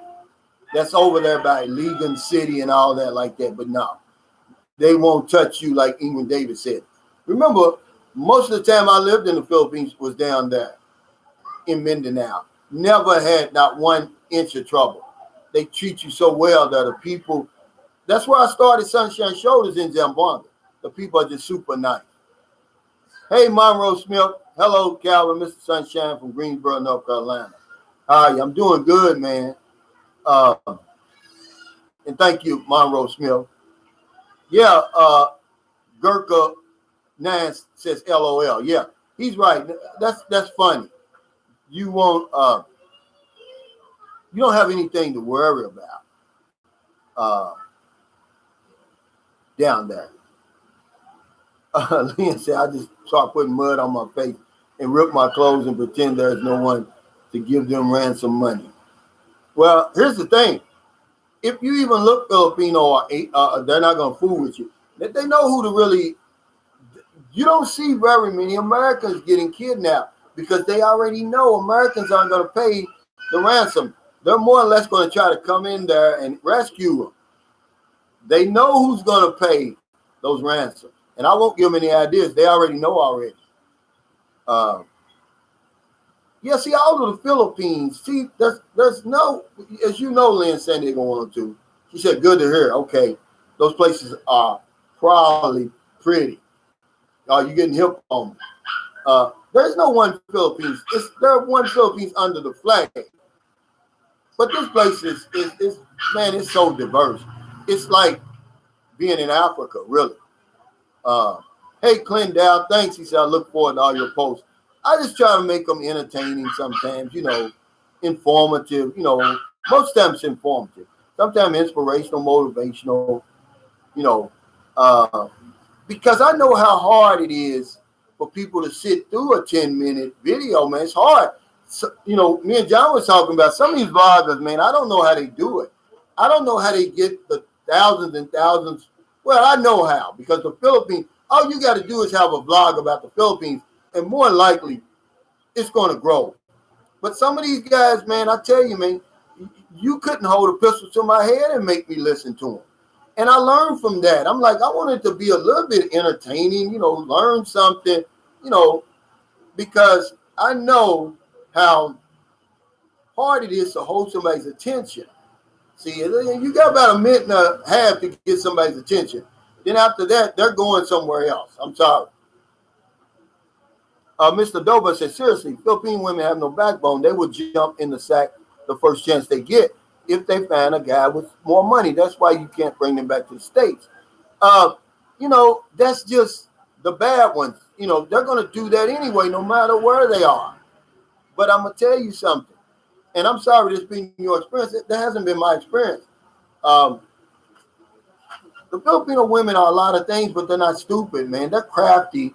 And I like to tell guys over here, just come over here and live in the Philippines and actually see how they have to live, how they have to survive. And you'll see there's nothing soft about these women. Will they act, what's the word I'm trying to use, guys? It slipped my mind again, where a woman just gives herself to you 100%,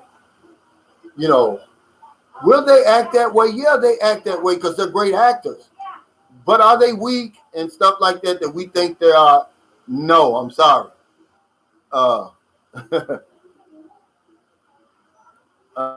It's not.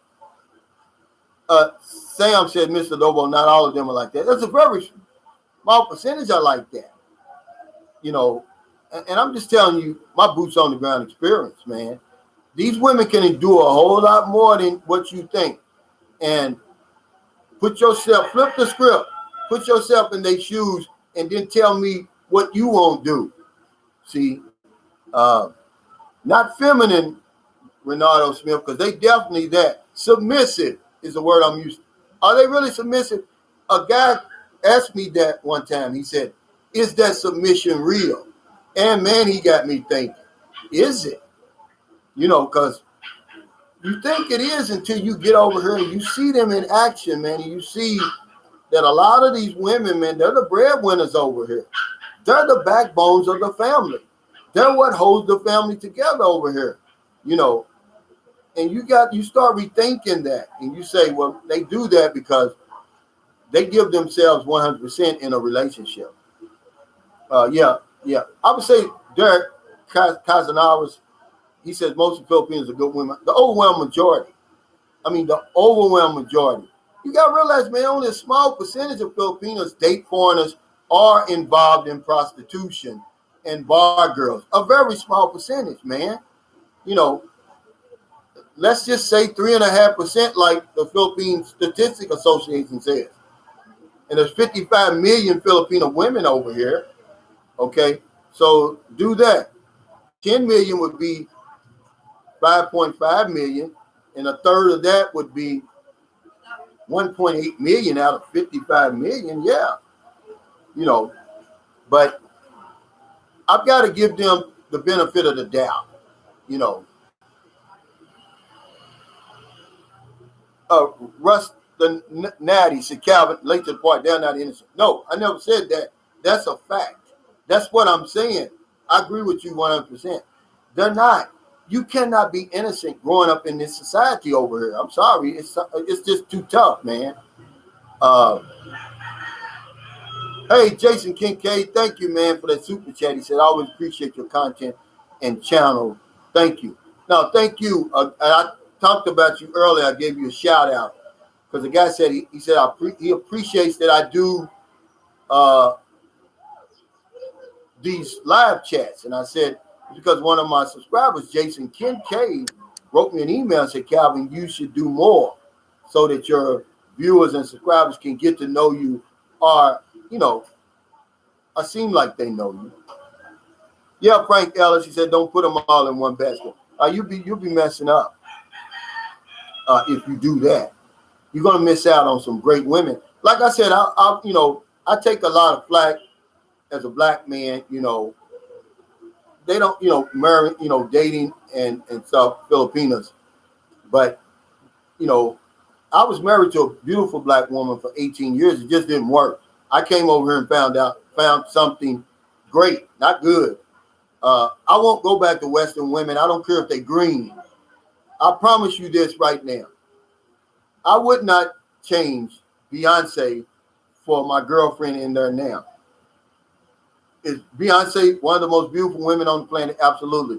But she is still Beyonce. She's still an American woman with Western thinking. And that day is going to come when the confrontation is going to be there and all of that. I won't do it. And, you know, that's just me. So I'm going to be honest with you, man.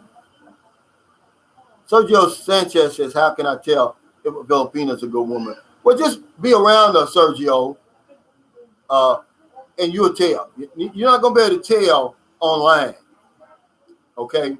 You will be able to tell over here. You'll just see it. You know, that's what I love about her and there. She's such a great mother, man. You know, I'm telling you, I'm having problems with, you know, my wife. You know, she's over there in America living her best life, and our son's over here with me. And I'm like, don't you realize your son needs you? My experience has shown this, guys. I'm not a psychologist. That if children, and I can bear witness to that. My father didn't grow up. My mother and father separated. They never got divorced. They separated when I was 6. And I turned out to be okay. You know, I wasn't really out there because my mother was there. You know, and a lot of my friends, you know, a lot of people that I know that was like that.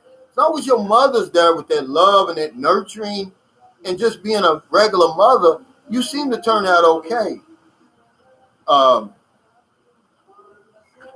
But she's over there living her best life. I can't get it through her head that no amount of money you can send over here is going to make him happy. You know.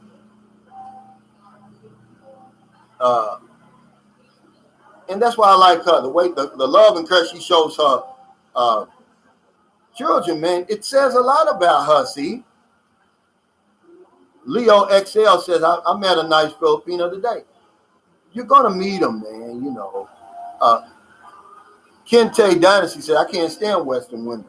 Beyonce can't do nothing for me. Yeah, give me Miss Philippines. Absolutely. I'm the same way. And I've got daughters, you know, and I love my daughters for girl. But if I was a man, I wouldn't date them. Absolutely not. I don't know, you know, I look at my, you know, I cringe at some of my daughters, their Facebook posts, and I'm like, what kind of man are you really looking for? Really, is what I'm thinking. Now, you know, their standards are so high. There's nothing wrong with that, but they're unrealistic. There's nobody like that alive. I promise you that. You know, they want the perfect guy. You got to be 6 foot. You got to be nice looking. You got to have money. Of course, your Johnson has to be like this.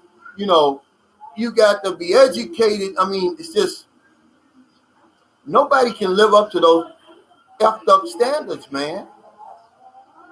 And Darko Jones, he says Darko Jones. I like that name. He said, Calvin, why is it she won't come back or take her son over? Well, you know, that's saving face, you know, saving face. She wants everybody to think, oh, look at the beautiful life I'm living over here. But that's a character flaw in her that I did not see coming. That's Darko Jones. I missed that. And, you know, being around her for 10 years, I missed that. And I promise you, it's just something, man. I'm just shocked about that. Because, see, she didn't have to leave anyway. After a while, what happens, and this is in any situation. I don't care if you got with your Filipino here or there. Now, one thing that I don't like about them, after a while, they get smarter than you. See, that's the only thing you got to watch out for. I don't care if you're 20 years older than them. After a while, they think they know more than you.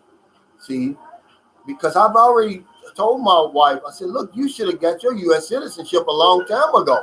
I don't know what you're waiting on. All your friends got it. You know, that way when you come over here, you don't have to worry about losing your visa. Now she thinks she knows more than me now. And that can drive you crazy because the ones I picked, see, I threw my pick away. And I told John that yesterday. I threw my pick away. I'm not even trying to choose any other women, you know, because it's broke. I don't know what I'm doing because I tell you, the ones I've dealt with, man, they can be stubborn and it would drive you crazy, man. Dollar at your service says to the people here who didn't drop their thumbs up yet, why you got to be so cheap? It's free, you know. Yeah, come on, guys. Let's get 200 before I get off of here. Hey, Darko Jones said, thanks for shedding light on that. It's just that I can't really blame her too. Let me give you this side of it too, Darko Jones. Let me be fair. It's like me wanting to get out of America because I've been living there my whole life and coming here. And it's like that for her. She got out of the Philippines. She likes it over in America. But as far as why she left my son over here, you know, I tell you what, that's a good one, man. I mean, I'm shocked. I'm shocked. I missed it. Hey, G. Chapman, he said, shout out Calvin from Lapu Lapu. Finally caught you live. Hey, man, I love Lapu Lapu. Now, some of that is just some vast, like, no man's land back there where they're building them apartment complexes. You just off the beaten path. I'm trying to think the name of that. What is it called? Guten. I forgot. It's far, but I like Lapu Lapu. Let's see. Okay, Renard Smith. Calvin, watch Kevin Samuels here on YouTube, and you will see the unrealistic demands of modern women. Yeah, they're unrealistic. G. Chapman said younger women are attracted to your wallet size. Yeah, people, but when you bring that up, they'll say, well, fair exchange is no robbery. Well, it's not a fair exchange, guys. I'm telling you now, they're getting the best out of the situation. I don't care.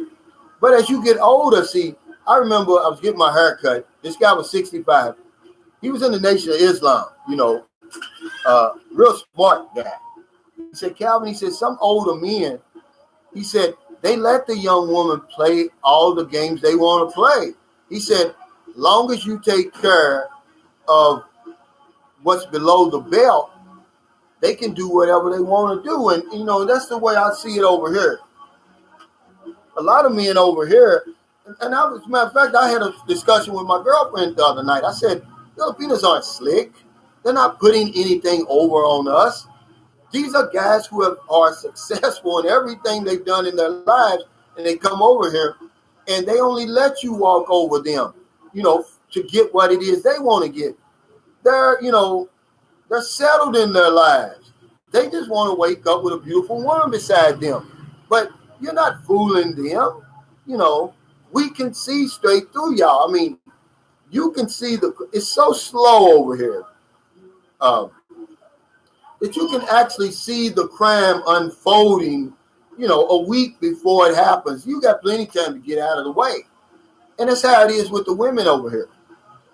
Bigger says, Calvin, does your separated wife send money back to your son? Well, she says she does.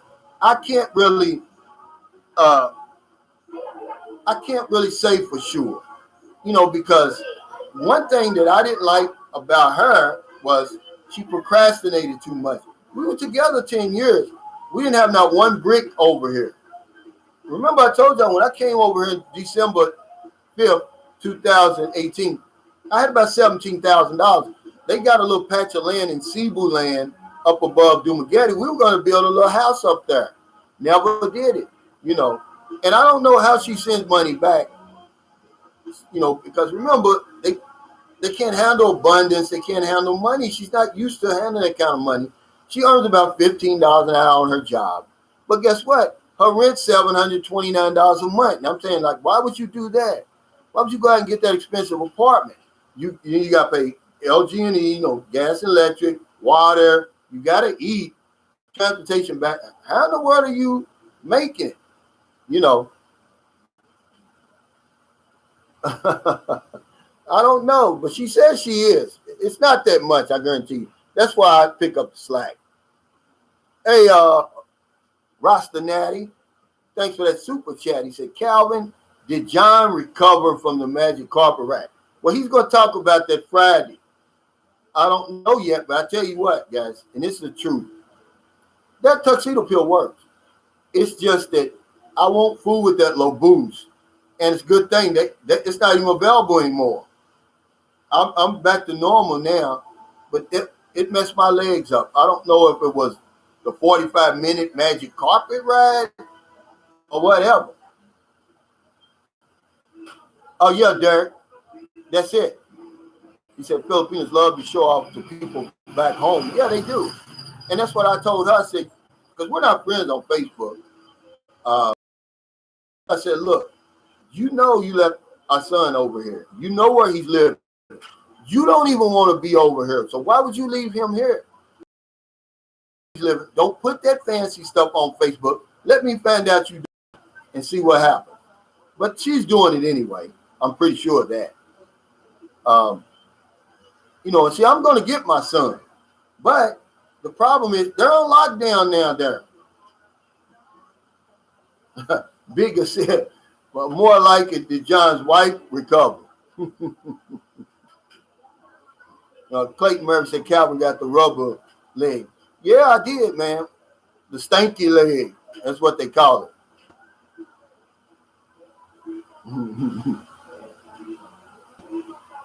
Yeah, Philippines YouTube Academy. Now, this is a good one. He said a pickup line is, are you sisters?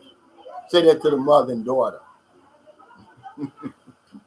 Yeah, Brian says best to go natural. Yeah, it is because, see, I'm not one of those guys. I just don't like to go on a 45-minute carpet ride.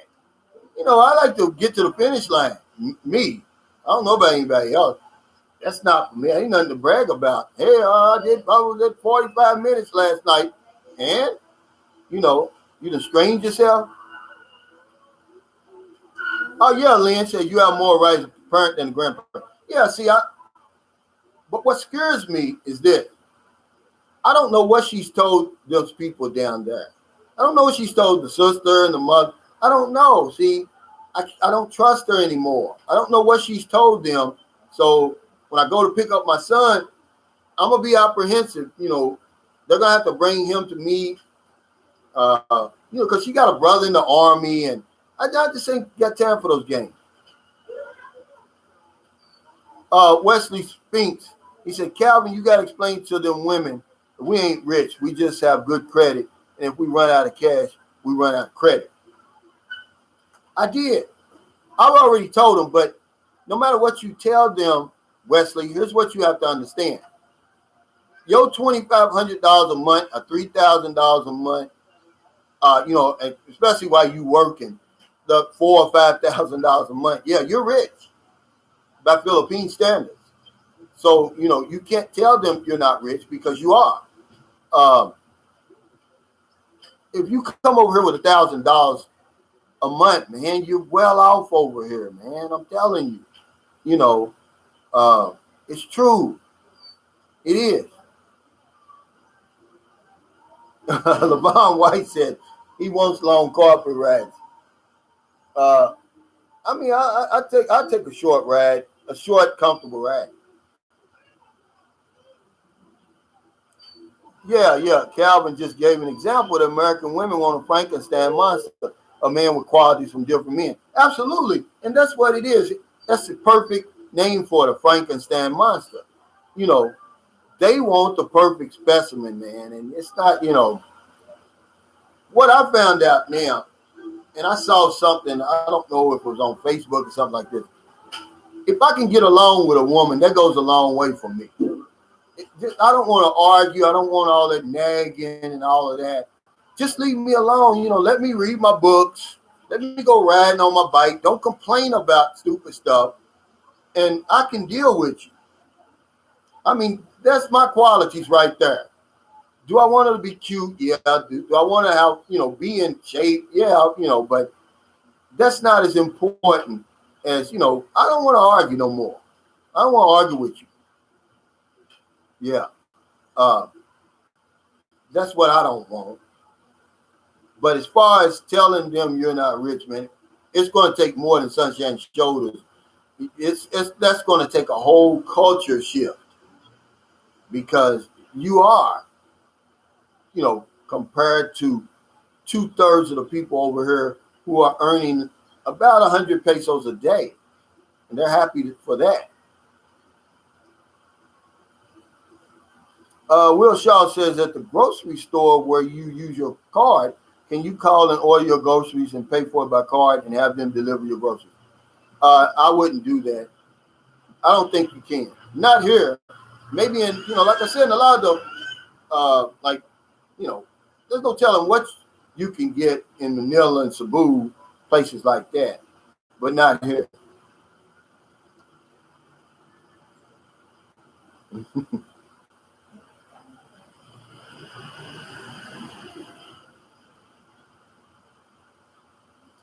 Yeah, Ronaldo Smith said, yeah, Calvin, I learned from Kevin Samuels. Kevin is tired of women smearing the black male's image. Well, it ain't just women, and see, that's one thing I did. See, Sunshine Shoulders didn't just start helping people over here. I wasn't Sunshine Shoulders over there in America, but I've been helping people for 23 years. And I had a program called Resurrection, Black Man Stand Up. And what we did was we recognized regular black men from the community who were doing the right thing because it was the right thing to do. Not celebrities, not politicians, just regular guys like me who took care of their kids, stayed out of trouble, were gainfully employed, took care of their families, that sort of thing. These were our heroes. And one of the theme is we have to take back control of our image because we don't own our image. The image that's shown around the world about black men, let's face it, guys, let's be honest. It's not a good one, but it's not ours. And we need to take that back. So that's why, you know, everywhere I go, I'm going to be an ambassador for brown-skinned people, for all people, but specifically brown-skinned people, because I want people to know we're just human beings like everybody else. We live, we laugh, we love, we cry, we hurt, you know, and we're not all thugs, you know. Unfortunately, and I didn't make the rules, if one black man does something, we all pay for it, guys. Let's face it, we do. I don't sell drugs, you know. I don't desert my children. You know, I take care of all of my children from day one. I raised my daughters. I raised my sons here. My son is in Cebu. I raised him till he was 3. My son in Zamboanga, all the way to now. My daughter, you see, I'm raising her. See, I don't have a police record. See, so that's just how it is, guys. Travis Costa said, Calvin, you made it back to your girl in the PH. Well, see, I've already been here. I haven't left since I got here December 5th, 2018. But what happened was I went down to my son's birthday party in Zamboanga and got locked down there.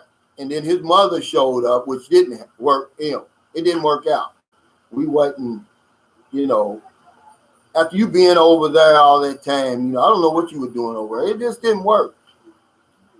But I got stranded down there. You know, I'm talking about they had the real lockdown, and I couldn't get back here. So, yeah, I got back here. But after getting put through the ringer, the swab test, the medical certificate, police clearance, a barangay clearance, the whole 9 yards, man.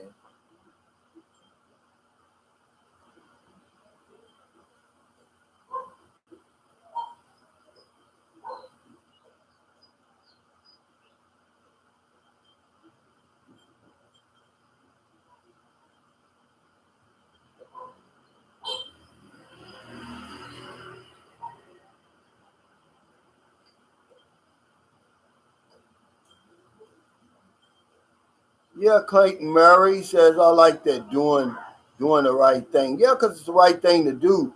See, that's discipline right there. Okay, thanks, Jason. He said you got to run. Frank Ellis said, I'd rather be a king and a PI than a simp in the United States. Clayton Murray said, yeah, that's it, Cal. We don't need too much to be happy. It's true. He said, many here just want security. Doesn't matter how much you have as long as you're being responsible. And see, that's the key word, G, responsible. That's all they want is a responsible man. Are you going to pay the bills? Are you going to make sure we got something to eat?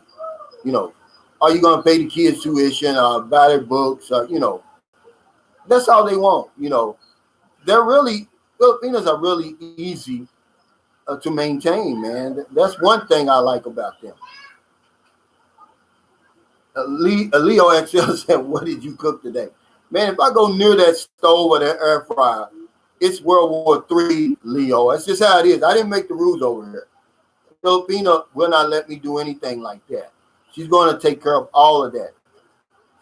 Trust me, my girlfriend would put on my underwear and socks if I let her. But I'm not going to let her. Yeah, so no.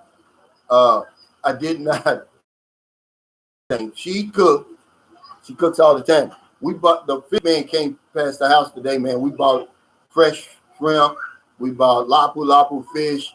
What other fish did she buy? One of my favorites. They call it red snapper in America, but lagal, that red, orange red fish, it's delicious. When you get over it, guys, try that. And that all goes in the air fryer. Thank you to Cal Deadman and Frank Ellis. They twisted my arm to buy that air fryer. And now I haven't had fried food. I mean, I can't tell you when. Leo XL says, you like motorized bikes? I don't. See, my girlfriend's got this fancy. It's nice. I'm scared to ride on the back of that, really. She scares me. I ride my bicycle, that's it. I will not drive. I will not ride anything motorized over here.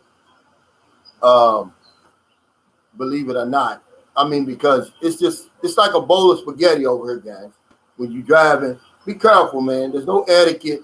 You know, one thing you're not going to see, if I had a GoPro and put it on my bike, which I got to get my bike fixed. The tires are flat. It's so hot over here. What you wouldn't see would surprise you. No stop signs, no yield signs, no stop lights. In this town of 131,000, it'll shock you. There's not one stoplight here in this city. It's a second-class city over in the Philippines. One of the cleanest in the Philippines, one of the nicest, but doesn't have any stop lights. Let that sink in, guys. Travis Costa says, I like geckos. Well, you can deal with the little ones, right? They don't scare me anymore. It's the other big ones about 4 to 6 inches long, maybe a half inch to an inch, 3/4 inch wide. Yeah, that look at you and give them crazy eyes and make that loud. Yeah, you won't like them. Let one get in your Airbnb when you're out in the province or something. A lot of them, people that live in the province, because they gather around coconut trees. So wherever there's a lot of coconut trees, you're going to get those big ones. Let one get in your house. You'll see, you won't like them for long.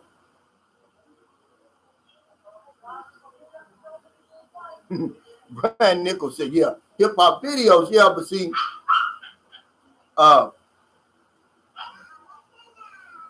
would it be unfair if I compared every white man, if I judged every white man or every European by what Hitler did? Just think about that for a minute. Would it be fair if I judged every white person I came in contact with or saw on TV or, went to school with or worked with, if I judged them by what Hitler did? Absolutely not. But every day of my life until I moved here to the Philippines, I was judged by the Hitlers of my race. I was compared to the Hitlers of my race. See? And that's unfair. And that's the only way. See, I thought of that. This isn't something I read. I said, well, hell, why am I always being judged by the Hitlers of my race? But if I judged every white man I came across by what Hitler did, or Stalin, and all them other crazies in history, would that be fair? Absolutely not. And I don't do it. But that's how I'm judged.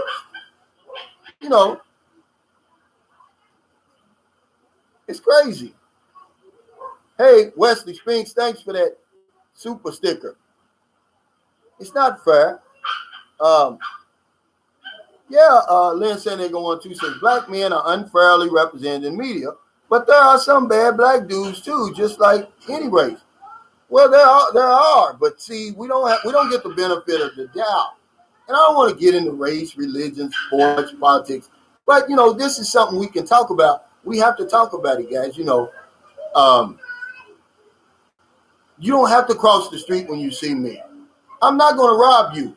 I promise you, when I was over in America doing my thing, the people who used to cross the street and lock their door, I was earning more money than they were. My house was better than theirs, but they couldn't see past my skin. It's crazy. That's just how it is. I remember we had a community.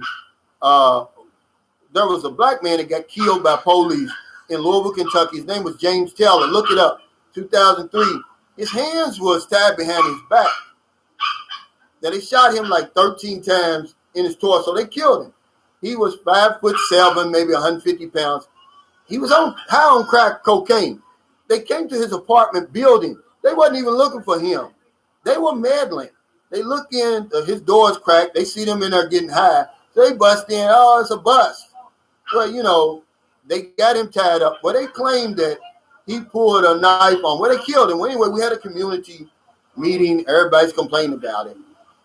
And one thing we told the media was, He says, y'all only in our neighborhoods when there's a murder or something negative.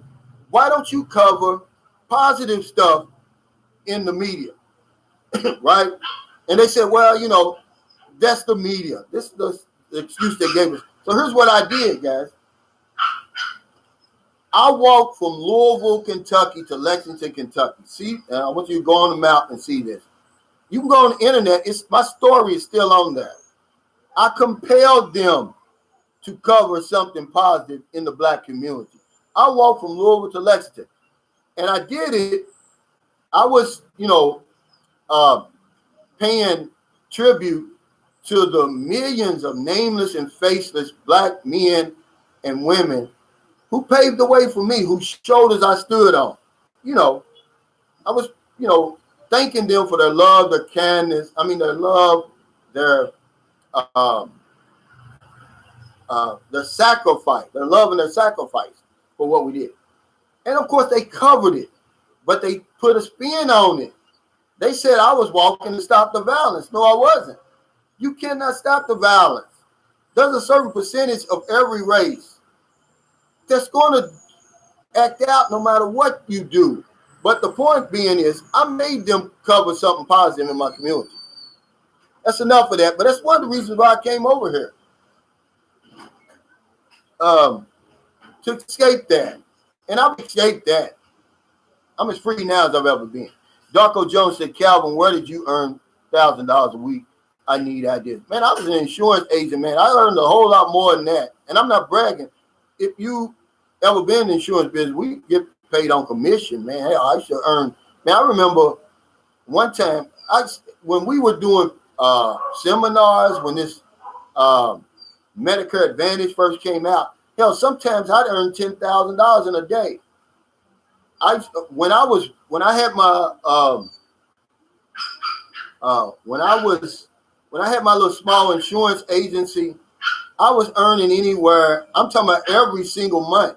That's when I started coming over to the Philippines. I was earning anywhere from $15,000 to $30,000 a month.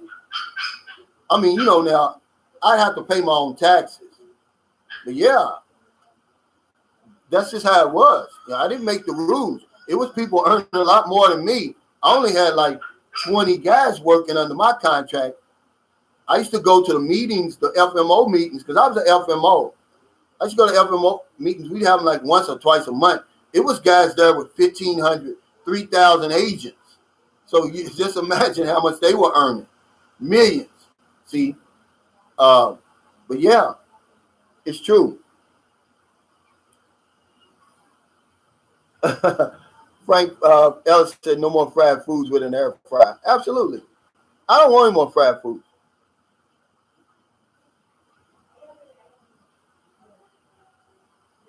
Yeah, Clayton Murray said, and this is true, I'm going to tell you something. He says, yeah,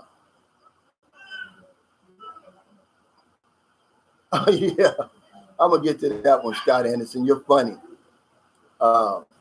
Clayton Murray said, courts of law are very serious and depressing places. Interesting, but depressing. That's the home of judgment right there. That's exactly. And that's what I always tell my kids.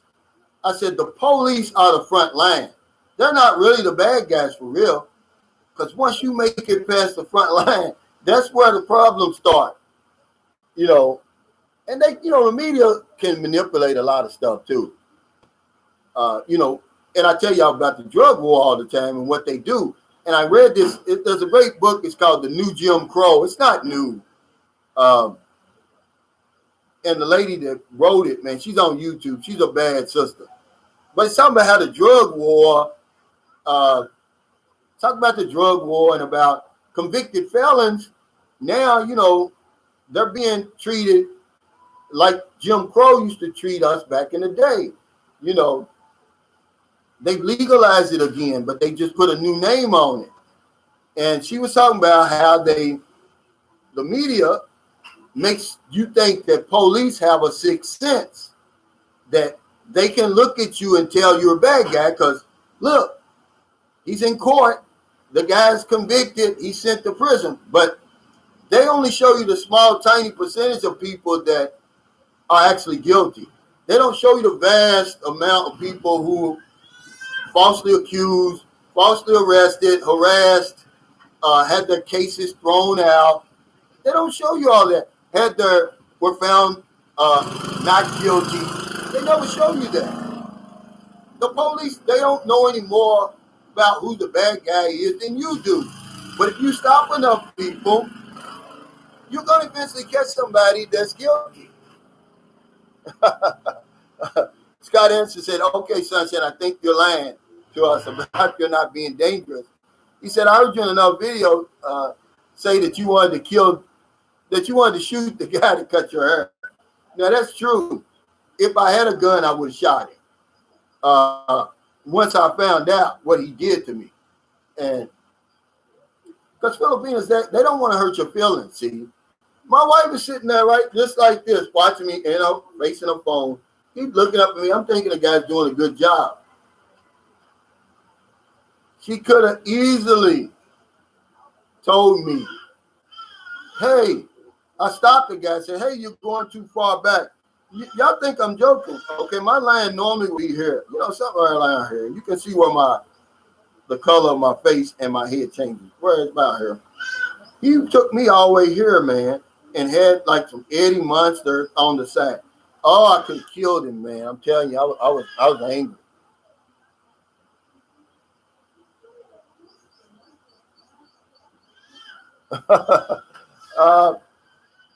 Lynn says you could have had 2 sugar babies in the States, but you would have been unlucky. I don't know what it was about me, but even though I was earning that good money, man, I had a brand new convertible, man. I dressed nice every single day. I just couldn't get no play in the States, man. And I don't know why. I just couldn't. I don't know. I don't know if women was respecting me or what, but I couldn't get the kind of play that I get over here. And hell, I'm just a human being, man. Most people just want to be appreciated. We want to be picked out of the crowd and, acknowledged and treated special. And they do that to you over here. And, sometimes, you know what it is, guys. But, hey, when you're 57, almost being 58 years old, who cares? I did a video, my girlfriend wants me for my money and a better life. Who gives a damn? I'm happy, And a lot of us look at it like that. Over there, they look at it like, oh, you're a fool. No, it's just that I know what's going on over here. Over there, I'm confused. I really don't know. Do you love me? Are you with me because of what I can do for you? Over here, I know for a fact, but it don't matter to me. I'm just happy. And that's all that really matters, man. If me and her broke up, I'd have another woman tomorrow if I wanted one, but I wouldn't want one. Because I promised myself, if something were to happen between me and her, I'm going to take a break. I'm going to be a John for a while. Because I haven't had a break from these relationships, man, for a long time, man. And it wears on you after a while. Be like, man, can I sit back and stretch out my legs for once? Without all the foolishness.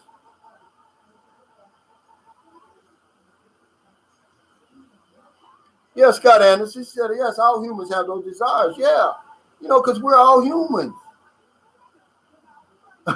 Will Shaw said, why didn't Calvin just let it grow back? It wouldn't grow back, man. If it would have grew back, I wouldn't be bothered. You can cut. See, remember John was telling you they use those straight edges?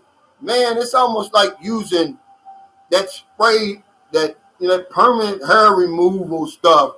Man, when they use a straight edge on your hair, it's not like using clippers. Man.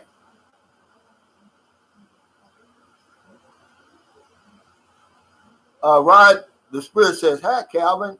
And I'm glad you're bringing this up, Rod, by the way, because I always have to educate people on this. He says, hi, Calvin. In your videos on how to protect yourself in the Philippines, you mentioned about buying your way out of mistakenly dating a 17-year-old. Isn't the age of consent lower over there? Well, yeah, for locals, not for you. The age of consent now on the books is 12. But, it's in Congress right now, raising it to 16.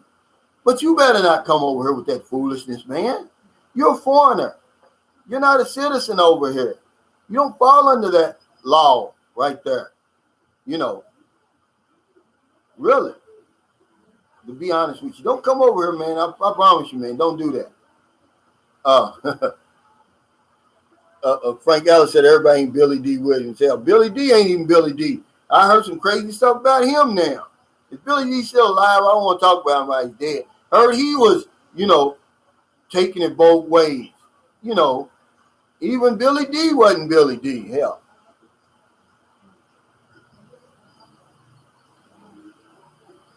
Yeah, it's 12, but it's something that I don't know why it's still on the books. I think it's something that they overlook, but they're trying to bring it to 16. It's in the courts, but that's for locals, man. You better not try to, just like John. John's got a senior citizen card. He better not try to use it. Senior citizens over here, they and that accords them, having that card accords them a lot of benefits, man. Free health care and different things, front of the line privileges. You get like 10 or 15, 20% off your food and groceries. He better not try to use that card.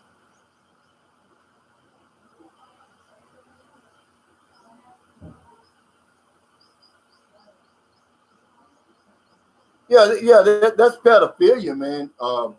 And that's what they look at, see. So don't try to come over here with that stuff, guys. It's really going to be, you getting yourself, it's one of the things you don't even want to do. It's the same with anything else. Yeah, Frank Ellis, Billy D, look it up. Yeah. They said, Billy D was, getting it from both ends. Yeah. Yeah, the law is immoral anyway. I mean, when you see, like I said, I don't know what your preference is. Everybody has a preference. But if you have a preference for a 16-year-old and you're, our age, man, because in Kentucky it's 16, where I live. The age of consent is 16. But, that's just a touchy subject right there, Mark Schaefer says, why not use the senior card? Because it's for Filipino citizens, Mark. It's not for he got it mistakenly some kind of way. They gave it to him. But he says it on the back. If you use that card, yeah, he'll be deported, yeah, and everything else.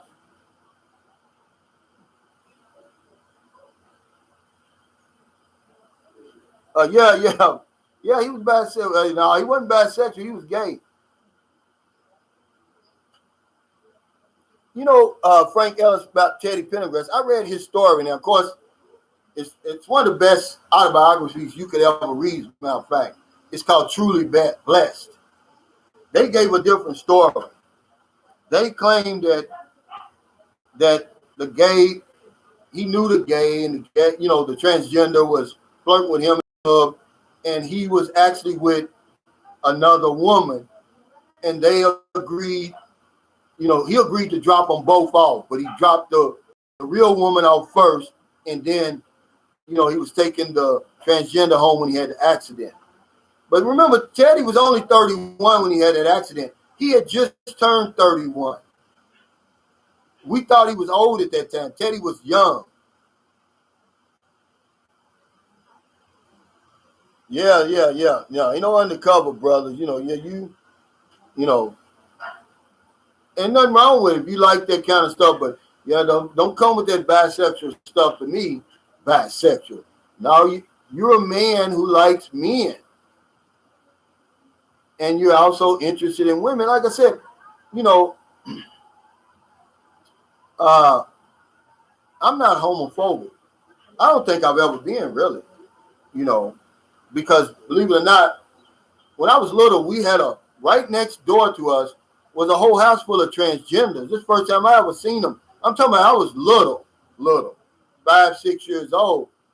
But they wasn't fooling nobody, man. These are some of the ugliest transgenders on the planet, but they were transgenders. and they had one man that lived with them. His name was Eddie. I'll never forget it. It was like him and like 3 or 4 of them. But they didn't fool me, you know. But I was used to being around them. Yeah, ain't nothing wrong with that. You know, if that's what they like. Rasta Natty says 25 and old is the best age group to date. Over here, I would say it is. I would say anywhere from, I got a friend over in America. He was 50. Let me see. We're the same age. Donald is his name. But that's all I tell you. His girlfriend, I think, was from Kabankalan. But I think we're the same age. So they've been together. Their daughter's 6. Will be 7 this month. So they've been together about 8 years. So he was 50 and she was 19 when they met. Now, Roxy she was the oldest 19-year-old I'd ever seen, but she was 19. She's 26 or 27 now. But the way she carried herself, you would have thought she was older. I was shocked when I heard, yeah. And yeah, he was one of those guys. He came over here, only met that one Filipina. They was together for 2 weeks. He went back. They've been together happily ever after. So it can happen, guys, but I wouldn't try it. I mean, he hit the lottery.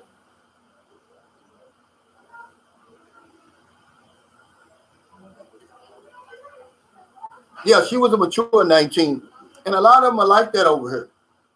When you meet a woman 24, 25 over here, she's, imagine, guys, when a woman gets 28, 29 over here, they start calling her old maid. Yeah, that's just how the society is over here.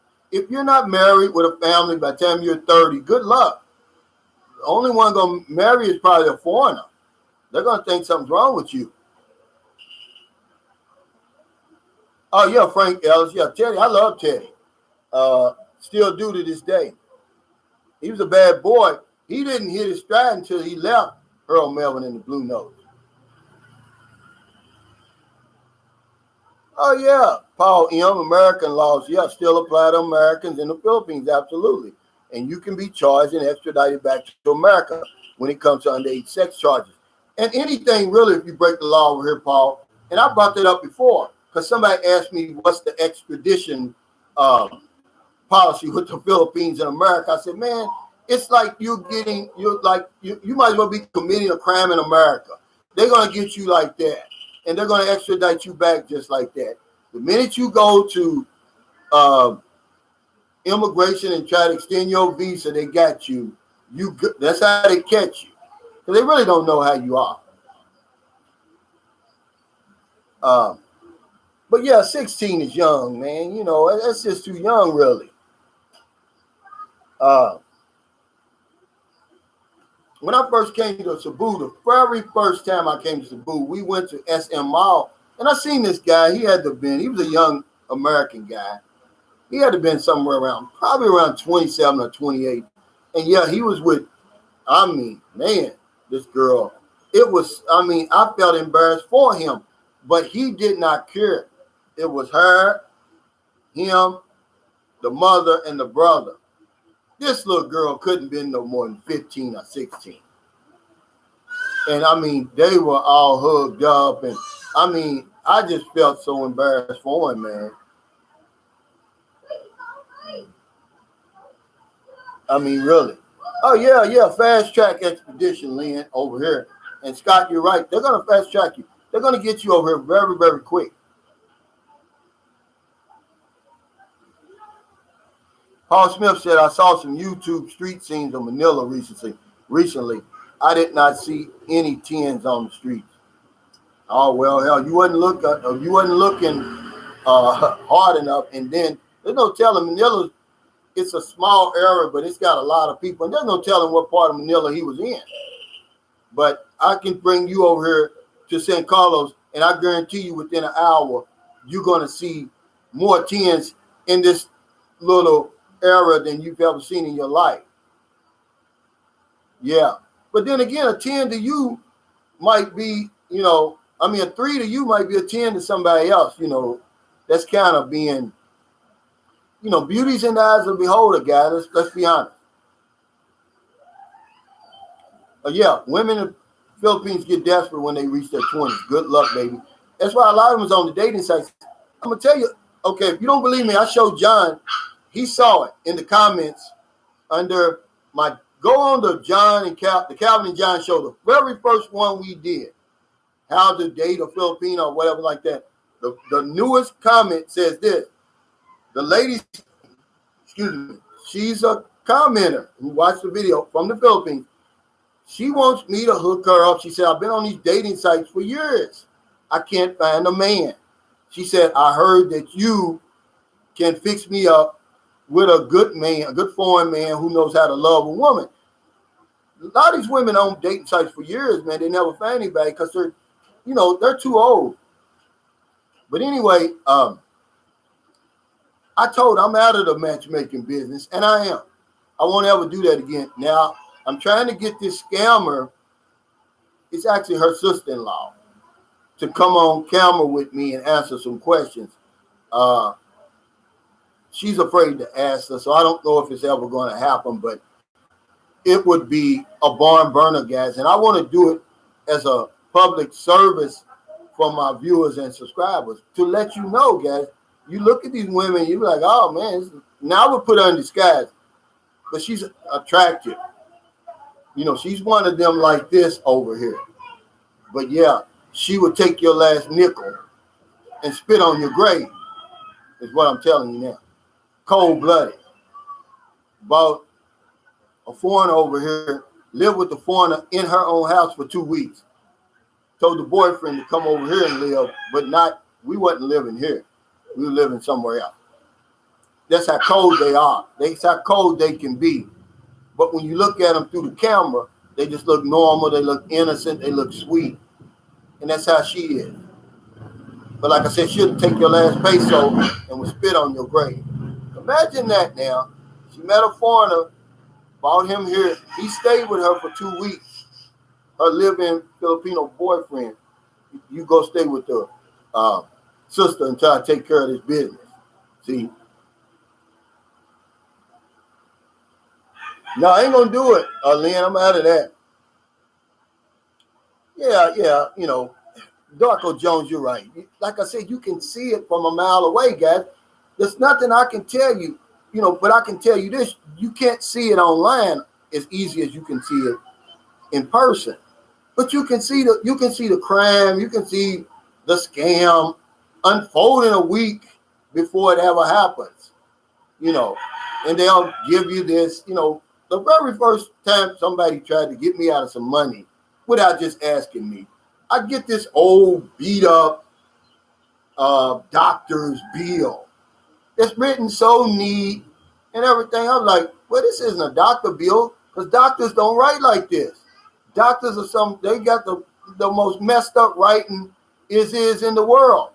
But it was neatly written out, had a line drawn, everything added up. No, sorry, it don't work like that over here.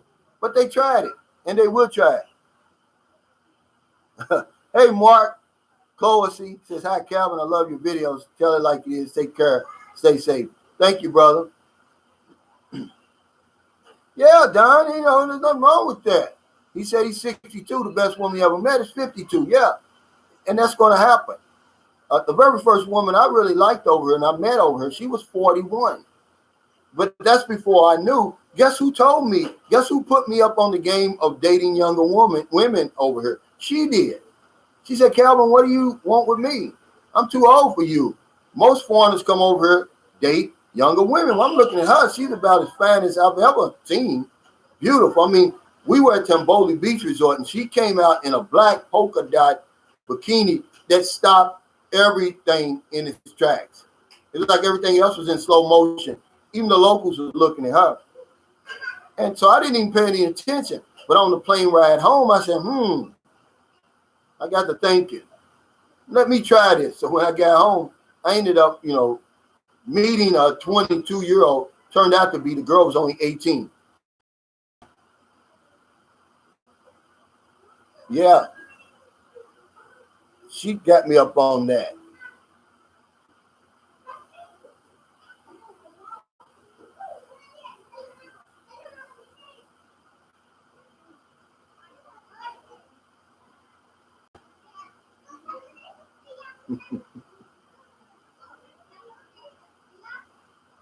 G said they have many techniques here to scam money for you. You come here acting like a sheep, the wolves will eat you.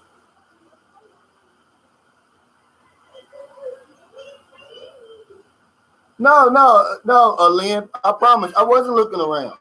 Said, do you guys have a heart? No.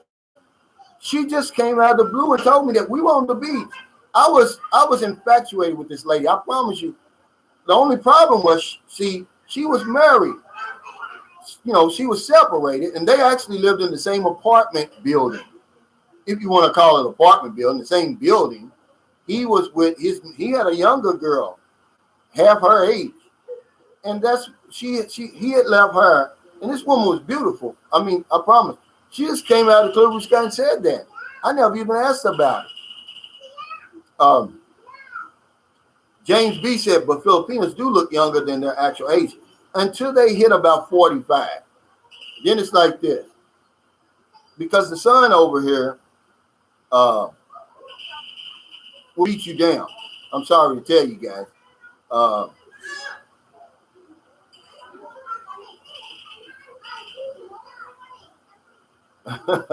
Bigger said, yeah, I watched another YouTuber talk about a girl who's going to scam him, but her boss told him to show up at closing time. He seen her boyfriend pick her up. See, that's what you have to deal with when you're dealing online. A lot of them do have boyfriends.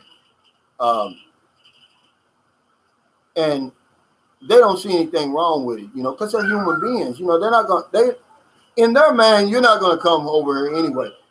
To many of them, we're like ghosts to them, really. They see us, but they don't see us. It's like we're not real because they know you're not going to come over here. What's going to shock her is when you come. She's going to believe you're coming when you step off the plane and not a second sooner.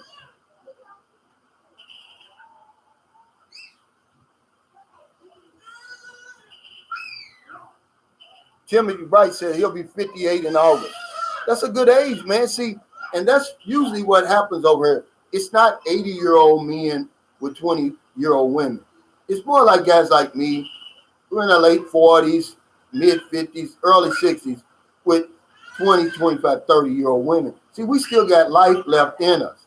You know, the warranty is still good on us. And so, you know, these women, you know, they're not getting a free ride. See, like y'all think they are. You know, we putting them to the test. We kicking the tires. We're driving around the block. Yeah, we checking the oil and the transmission fluid. They're not getting something for nothing. And that's why a lot of guys over here, they're like, okay, if you think I'm a simp, then I'll be a simp in silence because I know what I really am.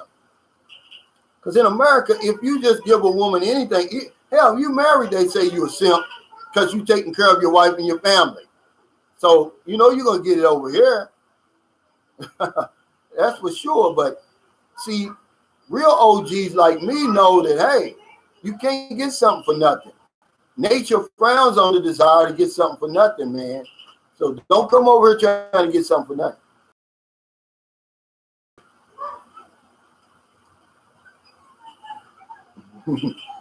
Red Sif Lord said, I made a fake profile on the site. Only get tagged by old women and baby mamas. Boots on the ground is best. It is. It is the best. Because I tell you, I did that before. I put an older picture of a man on my site. And man, did they come calling. And then when they finally saw me, they were shocked.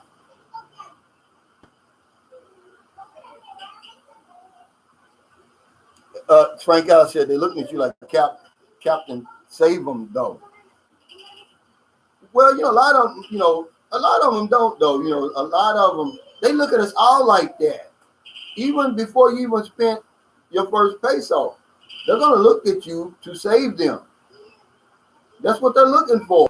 They're not looking, if they wanted a boyfriend, man, trust me, they got guapo guys over here. Millions of them. I mean, really. That'll put us to shame in the looks department if that's what they were looking for. That's not what they're looking for, man. Remember, you coming over with a man. You got a royal flush, man. All hearts, ace, king, queen, jack, 10. All she's got, man, is a pair of deuces, jack high. That's it at the best. Sometimes she ain't even got a pair. So she's not gonna play her card. She's gonna wait till you play yours. She's gonna bluff you, man, and you're gonna lay your hand in. You know, you got the best hand that you can have. Is that the best hand in poker you can have? Yeah, but she's gonna make you fold anyway because she knows what you want, and she's gonna give it to you how you want it, when you want it, however you want it, and you're gonna throw your hand in, and she's gonna trump you with that pair of deuces. Mark Klahasi said Filipino mentality, very childlike. Well, they can be. See, you know, I already brought that up. You know, if you think coming over here and having a relationship, see, sex and a relationship, two different things, but y'all know that. I hope you know it, because I know that's why you want to come over here to jump in the bed with these young girls and, you know, and have sex. But once it turns into a relationship, man, are you going to be shocked? It's a whole different story, man. It's hard. It's tough, you know, but remember, if it was easy, everybody would do it. And you know, anything, you know, good is worth working for. That's the way I look at it. Believe it or not. Gary, son of Larry, said Filipino guys don't have a dollar to their name, but they've got what the Filipino really wants. They got that compatibility, see, because she's going to give you, she's going to give, you know, him the benefit of the doubt. You get no benefit of doubt. Clayton Mary says, yeah, the royal flush versus a pair of deuces, jack high. Yeah, that's what she's got. A lot of times she don't even have a pair, Clayton Mary, and she ends up winning because she's going to bluff you. Well, see, G. Chapman, man, I tell you, man, you got a good one, man. He said my first date with my wife, she offered to pay for dinner. Not only did I not allow her to pay, I married her. Been 11 years and never had a woman offer me a bottle of water. Yeah. You know, that's just the way they look at it. Dicka says she has a pair and a booty.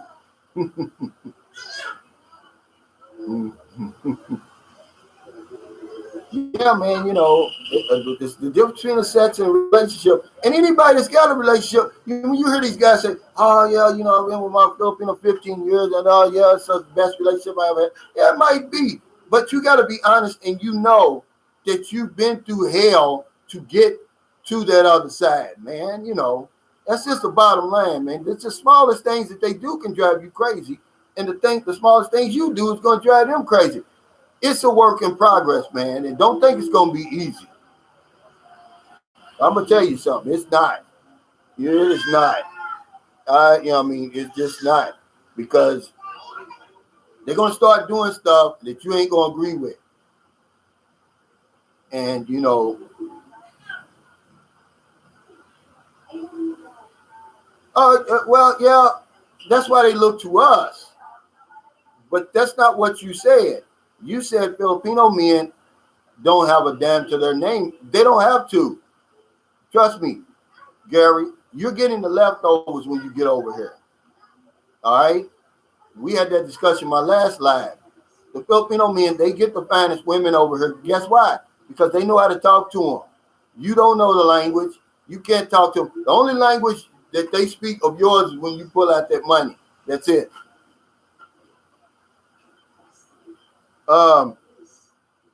Thanks, Harvey Sino, for that super chat. He said, can you make a reaction to the recent Messiah rap music scene? I know you can understand the lyrics by now. Range featuring Bob. Kenna Boogie? No, I don't know. I don't understand that. But I know this, Harvey, that, you know, all genre music over here, the Philippines be bopping. They rap scene, they hip hop scene over here is thriving, man, especially pre-pandemic. But I don't know what they're talking about. What are they talking about?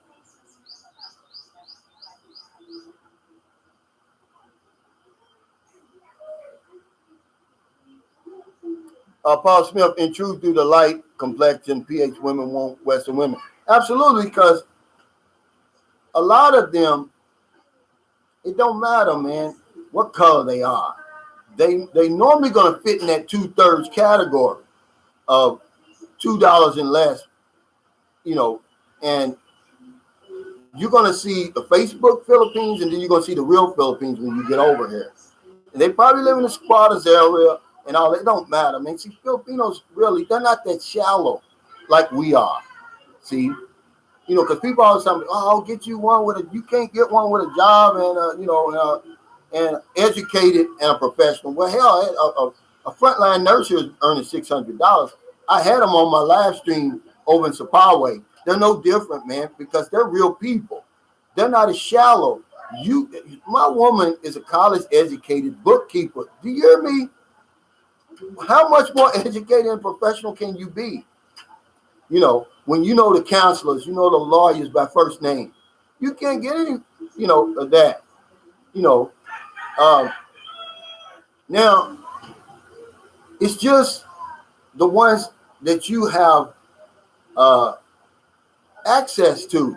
See, the rich ones you're not going to see because they're nowhere around where you're going. See?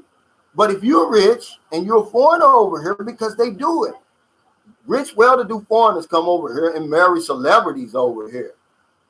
Yeah, they marry Filipino celebrities over here because they know that their career is not going to last forever.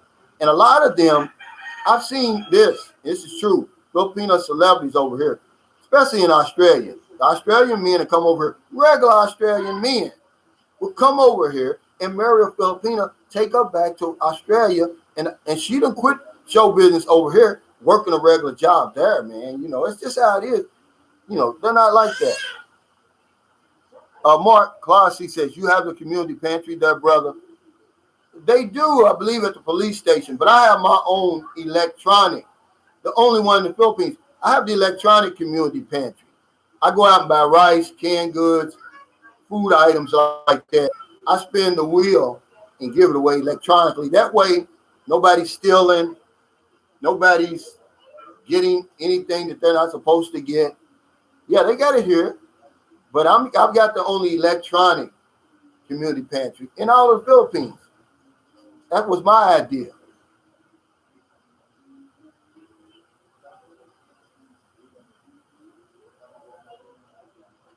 Yeah, Frank Ellis said the rich boys marry the Hammers.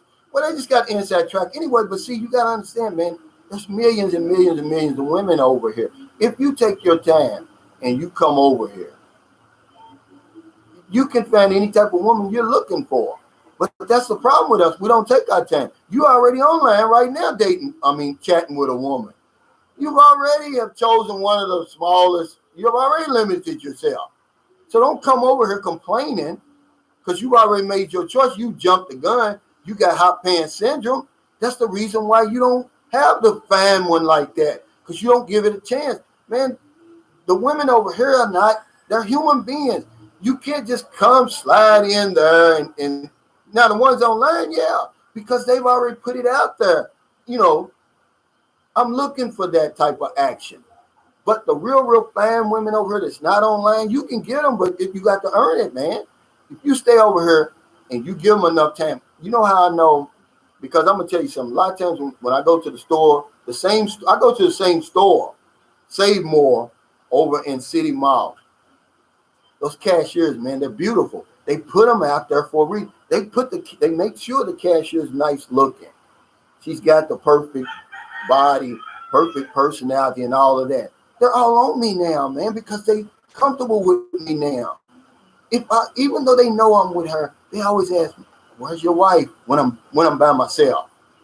You see, you come over here and you let these women get comfortable with you. They see you enough, you can get you one of them fine ones that you call.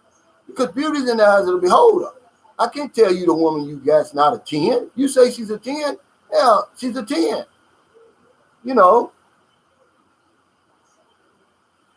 Gary, son of English, said Calvin, most Filipinos speak English. Sorry, very easy for us. No. They speak a baseline English. Okay, now they don't speak English. You start talking some stuff like, yeah, what do you do for a living? I drive a train. you say something like that. You drive me crazy or something like that. No, don't think that. And they won't speak English over here. Remember, if you see two Filipinos speaking English to each other, you better turn the cup over and mark that occasion. You will never hear it. You'll never see it. And if you're the only English person in the room, Filipino people, they're not going to speak English. There's a lot of people over that cannot speak English because they don't speak it enough. They know how, but it's rusty. Why would you speak English? It'd be like you, Gary, son of Larry, trying to speak Messiah over in America. Why would you do that? Even if you knew how to speak it, why would you speak it? There's nobody to speak it to.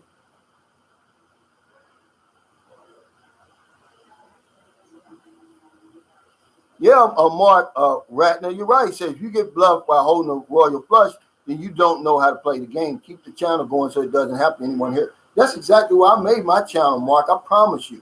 It wasn't for viewers. It wasn't for likes and, views and stuff like that.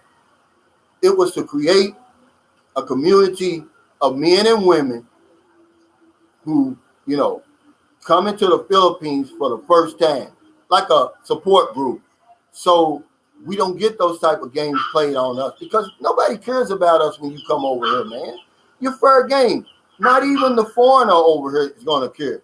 If you go broke over here, he's going to laugh at you. He's going to take pictures of you, put it on Facebook, put it on YouTube for views and likes. He's not going to help you. When I seen that, I said, no, I want a channel where guys can share their experiences, their boots on the ground experiences over here that may help you. My mistakes have become my secrets. I share them with you. When I told you about, the girl got me, she told me to buy the plane ticket. That's a scam right there. The only time she asked me for money was after I bought the plane ticket. I was convinced she was coming to see me. See, she fooled me. That was a scam. She said, no, you got to give my mother some money because, she's going to be here by herself. I'm like, okay, because I'm already hyped up. You already said, yeah, I bought the ticket. You coming. So I tell people that story, but there's so many stories out here. We won't share them, though, because people are embarrassed. The police don't even pursue these crimes. They're crimes a lot of times because the men too embarrassed to come forward, and let them know that, hey, I got cheated out of $230,000. That's 10 million pesos. Yeah, it happens all the time,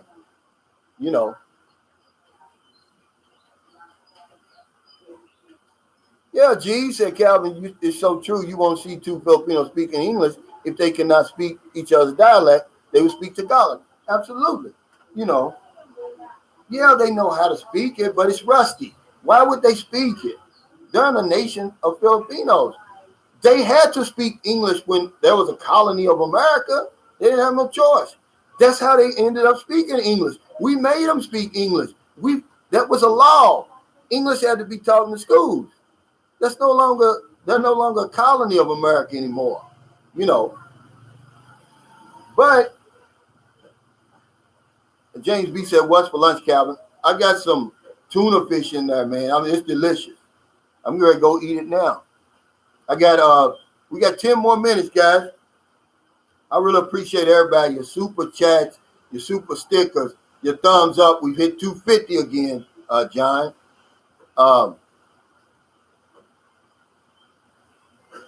Everybody who's supporting my Patreon page. And I don't know who it is. I've had like 8 orders from my Teesprings, where they design I design them and they distribute them. I've got 8 orders over there, man. I'm talking about impressed. I didn't think anybody would buy that stuff, but I'm really shocked. I had 8 orders, man. I want to thank you for that, man. I would never, ever take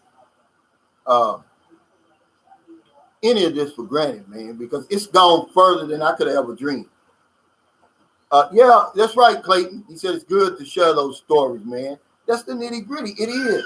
And it's going to save a new guy coming over like me, thinking he's somebody special, thinking that, because I'm going to tell you, when I got on those websites, when I first started doing online, maybe about a week out from coming here, because somebody said it's best to chat them about 2 weeks out, and that's it. I agree. Even, no more than that. Get on the dating site when you know for sure you're coming. Remember, you got the royal flush, but the Filipinas going to win in the long run, guys. In the short run, you're going to win. In the long run, she's going to win when you first meet her. Okay? But I used to tell my friends, I was like, man, these Filipino women, these dating sites are different than the ones in America. These women are really interested in you. I actually said that, and I really believed it. I had no clue the visa, the new life, because I didn't know anything about the Philippines. Only what people told me in the Navy about being up in Angeles City, Olongapo. See, I didn't want to go there. The only thing I did right, I flew into Cebu, because I didn't want to be around all of that. But they had me fooled. I thought they were really interested in me. I'm like, wow, these women are really interested. Nope. Sorry. You got something they need. You got something they want. You got something they need. And they're going to play the game a whole lot harder than you. They're more serious than you because they need what you got. They only have something you want. See, that's why I tell you, okay, if you, to throw the Filipino back in there, if she shows certain character defects, because there's 100, maybe 1,000 in line that you could choose from. She don't have that option. See, they will make you think it is, but no, see, that's why I wrote that, I did that blog, Flip the Script. Some genius has flipped the script and made us think that the Filipinos the prize, that that we ought to be fawning over her. No, it's not enough of them. It's too many of them. It's not enough of us. See, it's many of them, trying to compete for your affection, but it's not the other way around. But we've been fooled. We thinking, oh man, I better send her this money. I better put her in layaway. I better hurry up and get over there. Why? When there's 100, maybe 1,000 like that, she's only got you because I used to say 1 out of 10. Now, because of the pandemic, I'm going to say 1 out of 4.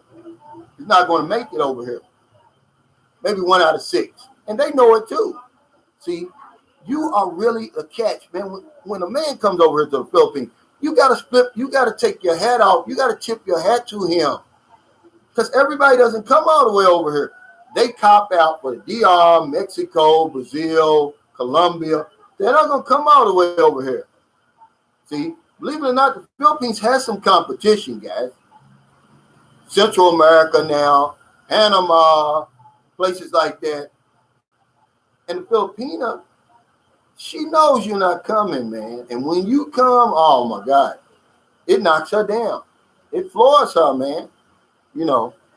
And that's why they roll out that red carpet and they put that script into motion. Okay, Darko, yeah. And it is in most of them, Darko Jones. Not my live streams, but if you go on my other videos, not the one I did yesterday because I had to go back and do that, but go through a couple of my videos, you'll see it. But yeah, I'm gonna start doing it in all of them. Yeah, Danny B. 1954. The law of supply and demand. Many ladies, few men with money, and really the testicular fortitude to come to the Philippines, because we got all sort of misconceptions about the Philippines over there. That's the reason why they don't come. It's not because they don't have money. A lot of black guys be like, oh, they don't like black men over there. A lot of guys be like, oh, it's too dangerous over there. Then some people just are real about it, man. It's too far. But whatever it is, when you get over here, that's why you get that rock star treatment, man. Because, man, and anytime, that she starts exhibiting those character defects that you don't like, man, you trust me, man, it's 100 of them that can take her place, but not with you. Not she don't have 100. She got one, you. So you better know that up front. That's why I tell you that. You got the royal flush. You're the diamond. You're the catch. You're the prize over here, buddy. I don't care what those dating sites tell you. Those dating sites are lying. They're lying.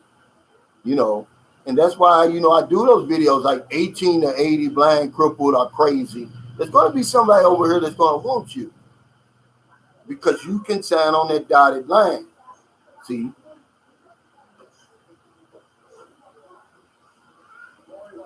Frank Ellis said, ain't too far. I made that joke before. Yeah, well, once you make it, you know it's worth it. But guys who never make it, they're like, wow, I've got 18 hours in the air. I've got 11-hour layover in Taiwan or Singapore or Hong Kong, and they talk themselves out of coming over here. Yeah, Gary, now you're talking. He said dating sites are traps. They're just online crack houses. They're online bars. Really all they are,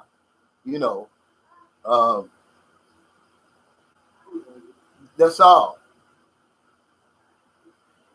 But until you realize that you holding all the cards, you holding all the power in your hands, that you make the rules, set some boundaries, set some rules, set some boundaries the minute you get over here. And you're not going to have any problem. And then if she crosses those, then, hey, I'm sorry, because she's already did that for you. There's some rules. You just don't know them. I tried to tell you about it, but people get angry with me when I tell you, the Filipino rules. Go back and watch that video, man. When they come to your country, they know everything about you. But when you come here, you know absolutely nothing about them because we won't share our information. We think, oh, I'm going to be the special guy over here. I promise you, man, I did that blog.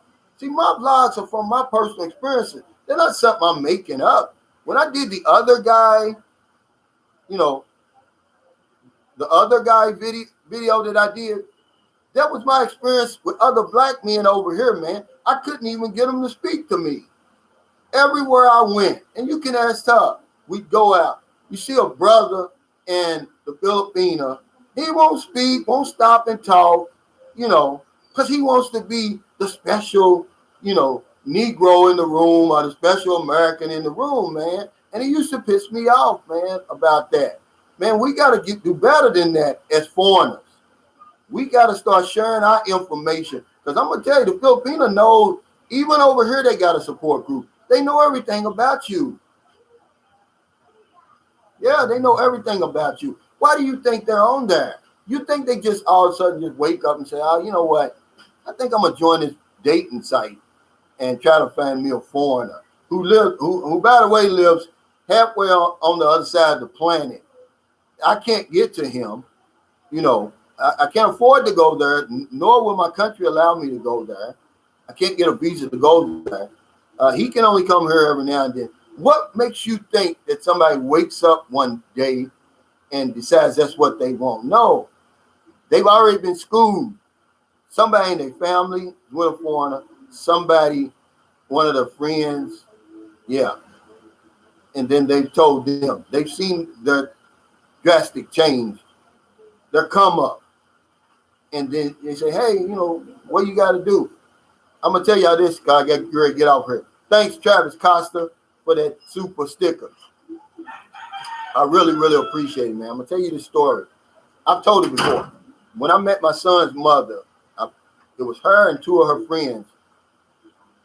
When I landed in Cebu, there she was. She was with them. I got nervous because 3 fine Filipinos, man. Like I said, I'm bashful.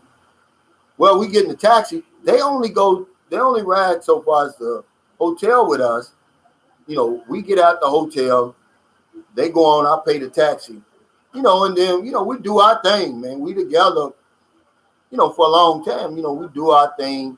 And then, come to find out, of course, I was the first foreigner she ever dealt with. And I was like, she told me that Grace was her friend's name. She said, Grace told me, because Grace had already been fooling with foreigners. Grace told me that when I get to the hotel to do everything you asked me to do. I was shocked.